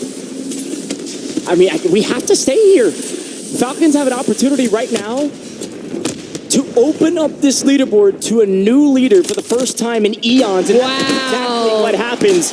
BD Binza, maybe not that high up the leaderboard, but they know exactly what they need to do to open it up as Aiden's team also falls near the final game here. This is brutal for everybody. Unless you're in lower than 10th place right now, you are screaming to the fences and saying, yes, please, we want more games. This is one of the only other squads still in this game that could continue to push the equation on the leaderboard and maybe take the lead with Aiden's squad down. Yeah, all eyes on Team Community scumming on 8 eliminations. Don't take too long there. Keep your resources for the end games. We're even throwing the bouncing Betties on the stairways, but the Revenge Tour, they're on the rotate. So many teams looking at that building, trying to escape. Bunker busters, smokes galore, and well, quite frankly, here we go. Down goes the mine, and we're already shooting to make sure we can do as much damage as quickly as possible. Take one down, rip it apart. This new zone is going to be everything. That's so cheesy, man, but I love it. This new zone, whatever this poll is everything. And look at where it goes. Exiles in a perfect position to try to get 2 wins today. Look at Squad 7 holding watch Waldo on the cross across the river. We're looking for top 10. We're going to lose Colony 2K here likely. We're going to lose a lot of multipliers. Somehow Sage and Co. still in this one, but the Exiles have taken one of the best positions on this spot. Now, yes, they're low ground, but they have a ton of cover, whereas a lot of these other teams do not have this same luxury. I like this spot for a top 5 position. We'll see what these final circles look like. Yeah, but I'm nervous about this side of the circle as the pool comes through. It's going to be high risk, but you can walk away with a ton of eliminations. DRN across the way. Team Vitality with Steve-O just there. And FaZe, Adrian, and Swag as well as they get another squad wipe. Incoming streaks are going to help, but the Exiles, they'll have a safe course of passage on the north. And Little A here in a bit of trouble. Swag down and out, and we've got Cash, but can we get on out? And we don't see them. Scum and Rogue taken out by J-Tech. Revenge Tour wreaking havoc. Dongi last alive for his team. They get cut down. Top 10, a good game, but not the game they were hoping for. Revenge Tour enacts revenge and then moves on their merry way. Vitality's still in this potentially, but again, it's the Exiles on the low ground in one of the best positions right now. Where does the zone pull? It doesn't go to the Exiles this time. It's Team 29. It's FaZe Black still in this somehow. They've got an opportunity for a massive game because they get zone rotation. Top 5, DRN cut down just out of the 1.8. They needed it bad. Now the question is who's going to get the 2x, and Jackal saying we've got to make a play for down low. Noob still up, but the Wolf goes down, and they set their sights straight onto him, clearing out the rotations. We get ripped from the left. Frolic down as well. Huskers last standing. We saw the clutch just in that prior map, but we have to keep on moving. We are caught between so many players here on top of the bridge. It's not going to be enough. We will fall with a 1.8x multi, but look at the rotate coming in from XO Esports. It's Cams. It's Loss. It's Yavix. We've been waiting on you this entire tournament. FaZe Black to try to play spoiler. Gabe Kuhn, he shoots straight. And when you have all of your teammates alive, an opportunity knocks. Will FaZe Black take it, or would Cams play spoiler? 2 down. It is all up to Gabe. Win the 1v1 game. FaZe Black are your winners. Unbelievable. Well done. Amazing rotation from Military. The regain and the win. Finally, we can scream FaZe Black's name. Welcome to the party, gentlemen. The question is, how many eliminations did they have? And was it worth it? Was it enough to earn an extra set of cash? Do you remember just a few games ago when you were asking for Gabe Kuhn in general to prove that he could be Rookie of the Year status on LAN? I've been asking. You watched the same game I did? I've been asking for, I think everybody's been asking, all right? There's been a lot of chatter, and look, online tournaments are different, LAN is different. This is stressful. True. Teams play different. You got to figure it out along the way, but when you have player advantage, you have all of your teammates, and you just tell Gabe, go fry and shoot straight. I know he can do that, and he can do that very, very well. Very well done from this team to come out on top in this one. And again, there's just this lurking question. How many kills did they actually have? I don't know how many teams they ran into that they were able to eliminate to have a decent game out of that one. The 2x, when you get it, it comes so rarely, you've got to make it count. And I don't know how many they had. Well, knowing what the point sponge at the top of the leaderboard has already looked like, this allows for that good game to completely shake up the middle and allow FaZe Black to leapfrog over a ton of people and keep on that trajectory of trying to hit 150. We saw Falcons fall early in that game, and hear me out though, Team Community had a ton of eliminations, maybe a higher multiplier. I'm really curious though what FaZe Black was able to use with that 2x multi. Yeah, and again, this is the same community we've seen time and time again. They can't close out victories, but they always have a crazy amount of eliminations. So I think you're right. We likely see Community actually the highest scoring team from that game, but it depends on that 2x multi. There's a chance that the 2x, they jump to the top, and maybe we see them leapfrog up this leaderboard and earn a crazy amount more cash, potentially. Let's take a look at the last stand and see how it all broke down, because again, it all came down to zone pulls. And again, Exiles were in a great spot, but it was FaZe Black on the rotation. Look at where they were. They were bridge trolls through and through. They were underneath that banner, and this Swag team, FaZe, the other FaZe, they were against all odds into the top 10, so they salvaged what could have been an absolute bozo of a game, made it into an okay one, and when you're in a top 10 position already, that's exactly what you need to do. See, that rotation right here from Community was so tough. There were so many teams over on this side, EXO Esports being one of them, but you jump on over Exiles. I told you, a free rotation. You just have to worry about Team Super Evan on that other side. Even Vitality that's just on that kind of coastline, just trying to use whatever rock cover we can find. But I like that we take that preemptive rotation, because while all eyes were on Exiles, you get a heck of a flank right there. And I'm not talking about flanked in general. It's Blast on 5 eliminations, which means they've probably broken double digits, which is going to be such a boon for them. Yeah, decent game. And again, we knew it when we saw, I think it was the 5th, 6th zone. I was like, this is all going to come down to zone pull to see who has the advantage. And then finally, a true 3v3. No actual player advantage, but it is FaZe Black that shoots first. They trade out, and Cam's has to go low. Gabe makes the play. Gabe gets the kill. That's at least 9 showing between 2, so a decent game for sure. Flank. Representing FaZe Black. I know they're excited about that one. I'm sure we're going to be hearing from them shortly. Get excited, gentlemen, but you can tell from their faces, job is not done. We are just getting started. We've got to do it again. We really do. And honestly, hear me out. Gabe Kuhn, right? A lot of tweets on the timeline touting that he will one day be the best that Warzone has to offer. That is his goal. And I've got to hear from him, right? We got Miles down there with Gabe himself. Gabe Kuhn himself. Mate, firstly, congratulations. A big win. You needed it. How you feeling? Honestly, it's a blessing to be here, man, and I have the best IGL in the game. Freaking Blasted, he's freaking CDL Pro, man. He's the best IGL that I can ask for. They make sure that I'm disciplined and I'm always listening, and if I just shoot my gun, we can easily get top 3. I love that, man. That sounds like a good plan. Man, what is it like being a player here? Because there's a lot of people watching at home. Like, how would you describe what is it like to be in a lobby with this many players of this caliber? If you would have asked me 10 months ago, I would be here, I would look at you crazy. I just graduated high school freaking 3 months ago. Yeah, I mean, it's a blessing for sure. And like, if I can say to like all the fans and like my family at home and like my hometown, is anything is possible as long as you believe in yourself and don't listen to nobody, man. Yeah, that's what I'm talking about. Champion, brother. Anything you want to say to the fans before you get back up there? Anything that I want to say to fans, God is good, faith works, and just believe in yourself, man. FaZe up, baby. Dude, thank you so much for that. Appreciate you. Good luck on the next one. Back to the desk. These are getting better and better. Yes, they definitely are, Miles. Appreciate you, brother. Gabe graduated high school 3 months ago, and now he's playing for $300,000. Andrew, that is just mind-boggling. I know when I graduated high school, that wasn't an option, but for him it is. 3 months, that's crazy. I wish that would have been an option when I was his age, because my life could be vastly different. I could be down there and not have to be up here with you. Stop it. I love it. Stop it. Love it.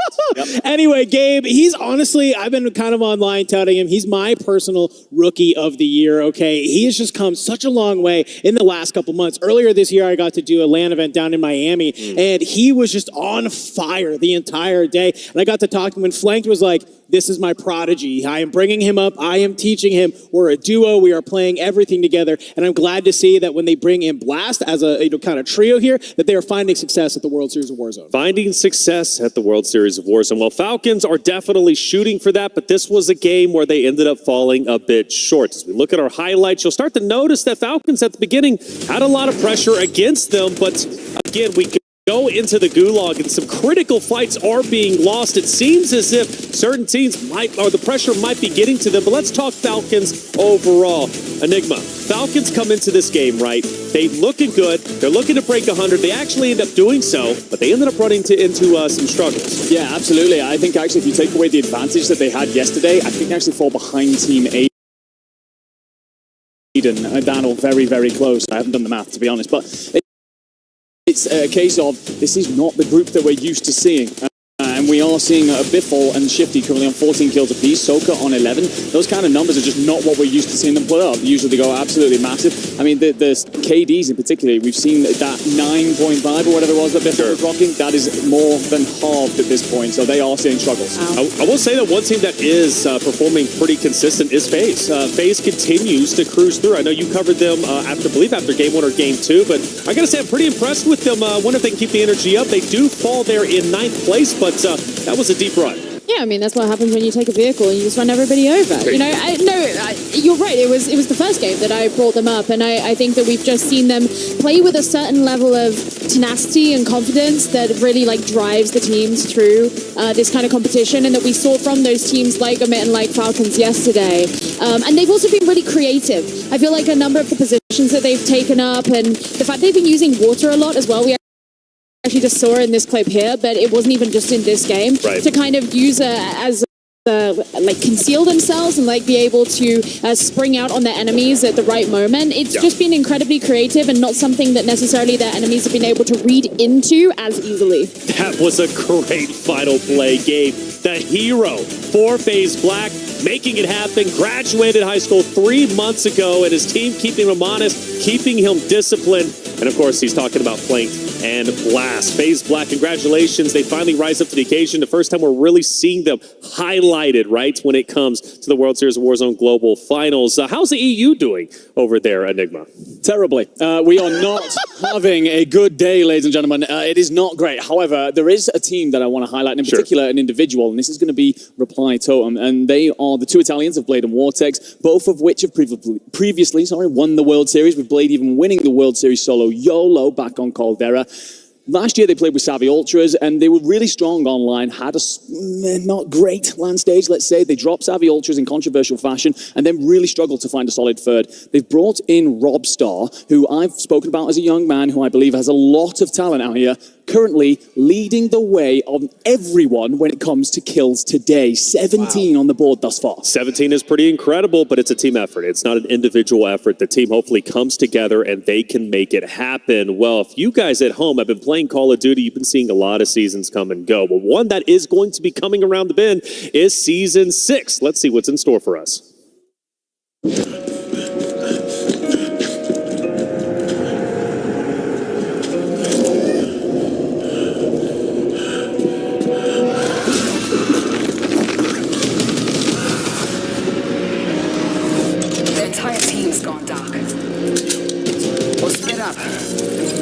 May still be survivors. Let's move.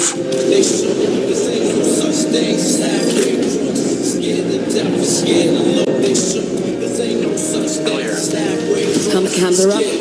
Stay frosty. Movement.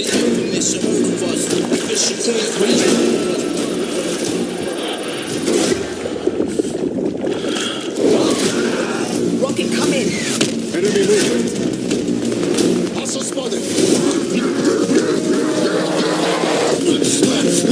Does anyone have eyes on him? Report!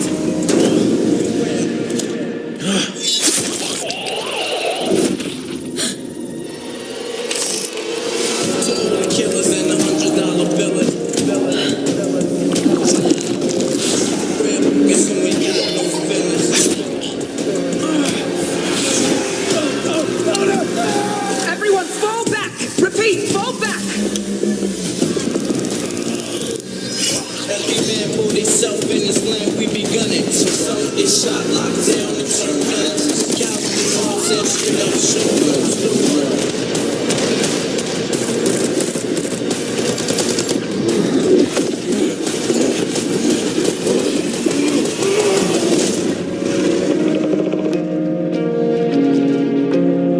Does anyone read me?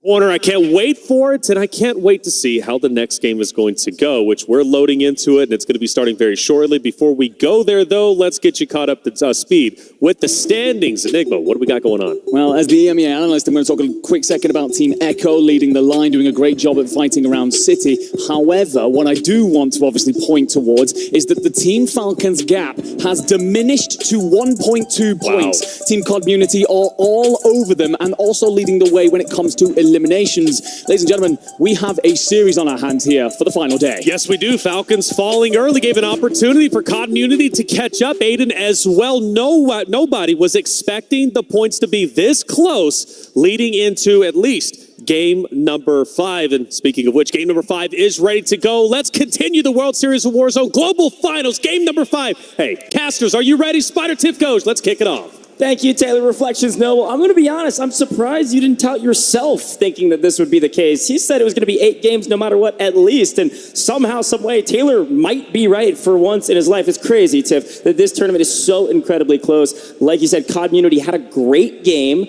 It could have been better. They needed higher placements, but even still, Scumman is actually our individual kill leader now. That COD Community team came to slay, and because of that, they are right there, right behind Falcons. Look, I was like, I don't want to get between you and Reflections. I know I'm up here standing between them, and now I've got, Enigma here to my right. I think yesterday in your content piece, didn't you say that Scumman was actually the worst player out there? That's right. Man, the desk is just all Wow, wrong or just EU biased? I don't know, but regardless, I did say that I would see a max of 6 games here today, and quite frankly, I'm wrong. Yeah, production, can I go back over there and just give a poke? Be like, yo, here, I'm doing it.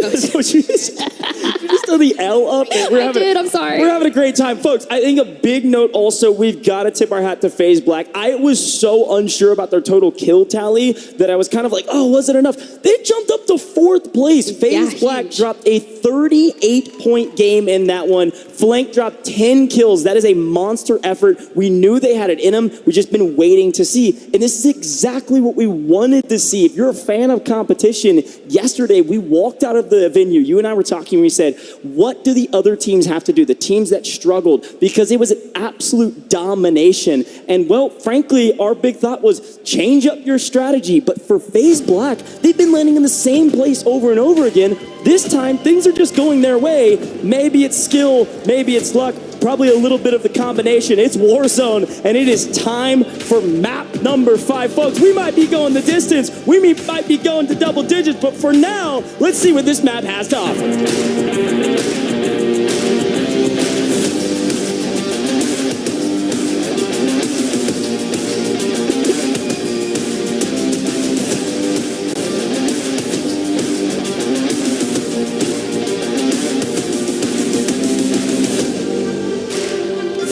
Well, look at that. Potentially to the north we go. I look for Omit EU, and they're going down to Manor again. Now, if we're going to split the difference here of Urzikstan from north to south, we'll start things off here with Omit NA as they get things moving. This squad firing on all cylinders compared to yesterday, and I can only imagine with Juju on 14 eliminations, still looking pretty powerful here. I can only imagine, even youngsters, man, breaching that 13 elims also. This squad, keep an eye on them, I'm telling you. Very consistent, very strong team. I literally sat next to Brax on the plane ride over here. He was giving me all the tips and tricks. He said, we never get contested. Speaking of being contested, it looks like a total abandonment of form here from Omit T and Co. They've gone to the bottom of high rise in this area in City instead of contesting Cloud9. Is this good news for Cloud9 in the technical second half of day 2? Possibly, but still a lot of ground to make up if you're a Cloud9 fan and or an Omit T fan and co. So we'll see. But right now, COD Community, all eyes on you because you are the closest team that could theoretically take down the Falcons or at least take the lead from them here shortly. Now, we've got to remind people, Tiff, 150 points is what we're going for. We are 50 away still. We did watch the Falcons drop the 60-point game, and theoretically, this end zone might go to pop-off. It really might, but for Brolic, he's just out here trying to take the battle of the fence. Reaper on the other side, game plays, and we're trying to finesse it, but it's not going to go your way. Jackal and Husker still a bit too far away. Hopefully Brolic can get out of the gulag because Jackal is down on the ground as well. The full comes through. Not how you want to kick things off, especially with that earlier match win. We're still working on that leapfrog up the leaderboard, but Brolic goes. It's Navi. It's Levi on the other side. Yeah, this is an interesting one. We haven't seen that much from Navi today. They had a pretty solid performance yesterday with the top 10 team, and now Levi gets better at Brolic, unfortunately getting cut down. The Exiles, a very frustrating start, I'm sure, with a couple being sent to the gulag and a couple losses. Now, Omit NA now being challenged because, well, they've pushed the equation on Cloud9. Look at where they've rotated to. They took their drop spot for free, they got their loadout, and they are flying on Cloud9. So not being contested this time by T, but instead, Omit NA says, we need more kills, so we're going to push the equation into Seaport. We know we can win those fights. Must win already for the Exiles, who do not want to be exiled here. Team Vitality on the other side with Stevo prone, patient. We already have one elimination, but that's stun. Oh boy, here we go. The angles, Huskers reads it, puts a lot of damage down, but unfortunately doesn't get the full crack. Long sight line Definitely goes inside of Huskers. Here's the push through the smoke. Huskers connects. That's a broken plate, but job's not done. Zip is up. He's going to go for it. No, wait. It's a bait and switch. Going to go for the kill, and he gets it. With 1 HP and a dream, Huskers keeps his dream alive in map number 5.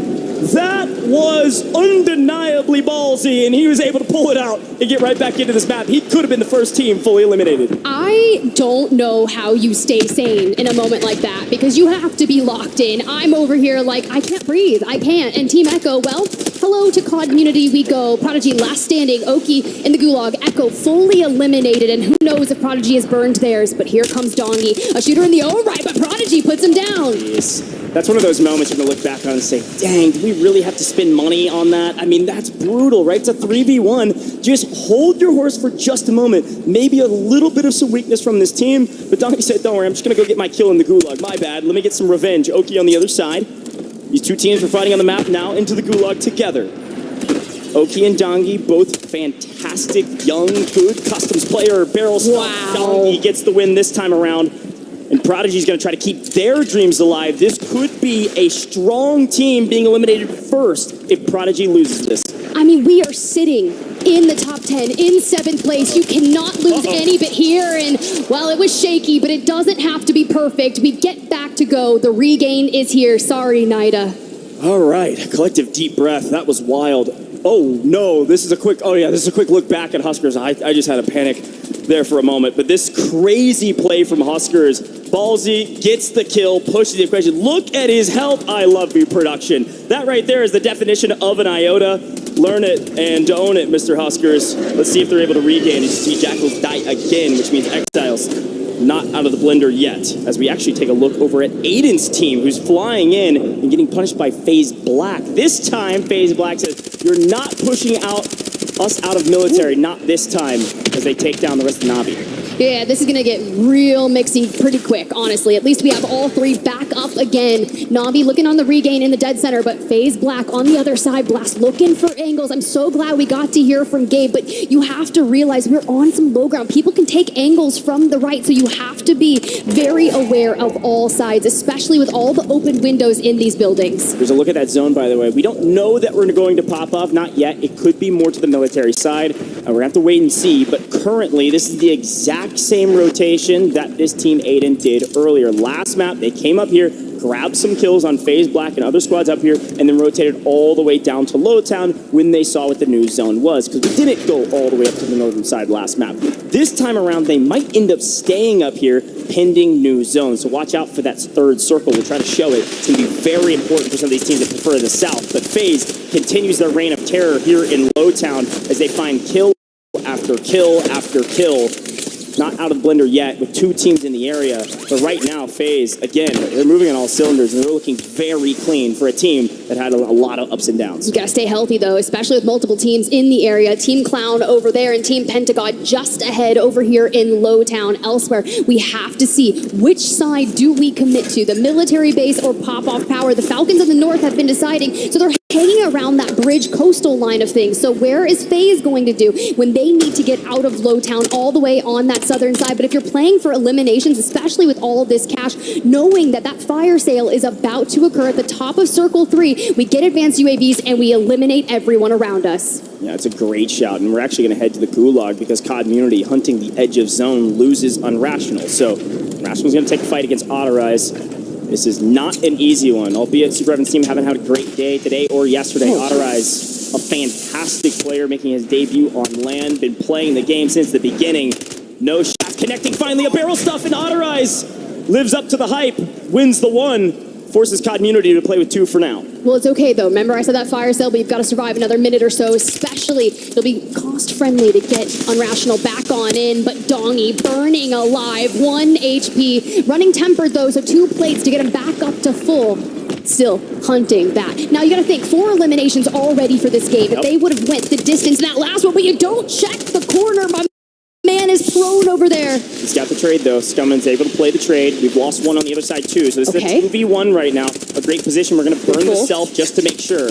cleanup on X and Q and Co means Apex going to fall yet again, sent into the gulag, likely not fully eliminated, but even still, as expected, COD Munity, high risk, high reward. It's been paying off this entire tournament. They play edge of zone, they hunt for kills, and they're already on like 8 or 9 as a team. This is a really strong start. Look, I don't care if they win a game. They need to breach 150, and that's when you win. You don't have to burn those just yet. The race to 150 is live, and with it kind of soaring up with the waterline dead center, it's going to come down to those IGLs to predict which side. Pop-off power, a ton of playable space on there. The Falcons have elected to go further towards the west. As we see, Team COD Munity get all 3 back. They are on the utmost southern side, and will have one heck of a rotation to make. Long journey ahead of them, but already on 9 eliminations confirmed by our map feed. Also lighting up the kill feed. You see Omit EU. Where are they? Oh, they're way up on the northern side of military already. So they made a huge wrap up there a while ago, playing for what they believe to be in-game. Historically, they've been nearly right every time. So I'm expecting a military base ending. If I'm an Omit EU fan, that's definitely the better position. And right now, when we look to that map, there is no one in a country mile from the Falcons if they're able to clean up that final player. And Omit EU, they've got some competition. And Gramalok down, he's quite low. Enkyo, though, still looking for this player. A little ring around the rosy. Zakar just trying to get on out. I'd imagine he's looking for a pace to just turn around, but looks lost, quite frankly, and Enkyo cleans it up. Just too many, right? When you have player advantage, you're going to win that 9 times out of 10.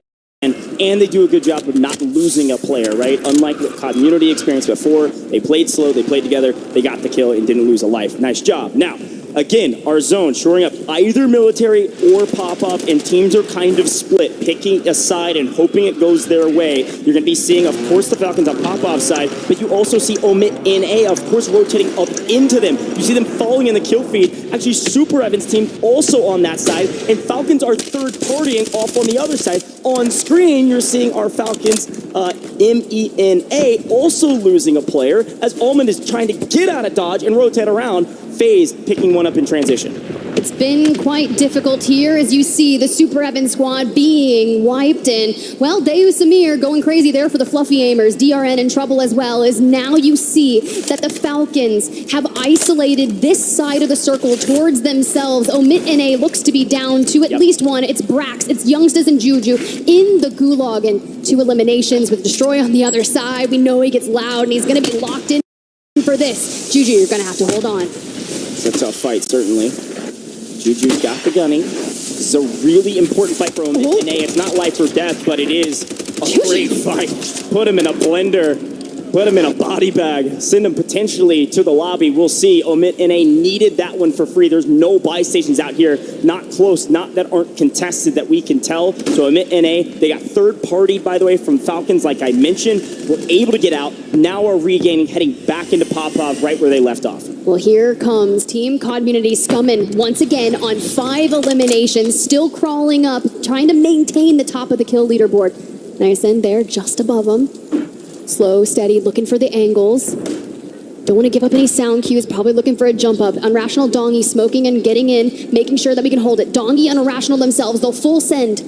Honestly, I think Scummin's looking for the jump off. Yeah, this kill is technically free. The problem is you've got another team lurking and waiting. It's a matter of time when you get this kill, and you're just hoping you don't get shot in the back while you're trying to do it, or lose Dongy, who gets over-aggressive sometimes, and luckily, that's a freebie. There it is, and Team 32, they don't shoot right now. So, yeah, we're chilling. COD Munity somehow able to make their way through the lower part of the zone, and guess what? Our new zone has just popped, and it's still dead center, the river, bisecting new zone, showing both military and Popov, slightly favoring military. Omit EU, free and clear on the northeastern side of the map. I really love their positioning, right? If I would choose to regain, I would want to clear out the northern side. We've seen a lot of circles try to end on the coast, just on that military base side, and they are brutal. And Omit NA still trying to fight from the west. When you've got this squad, Team Begsy, trying to hold you on out, we need all the eliminations we can get. We still carved to the underground, trophy systems down here, destroy them. We don't want them to intercept anything, but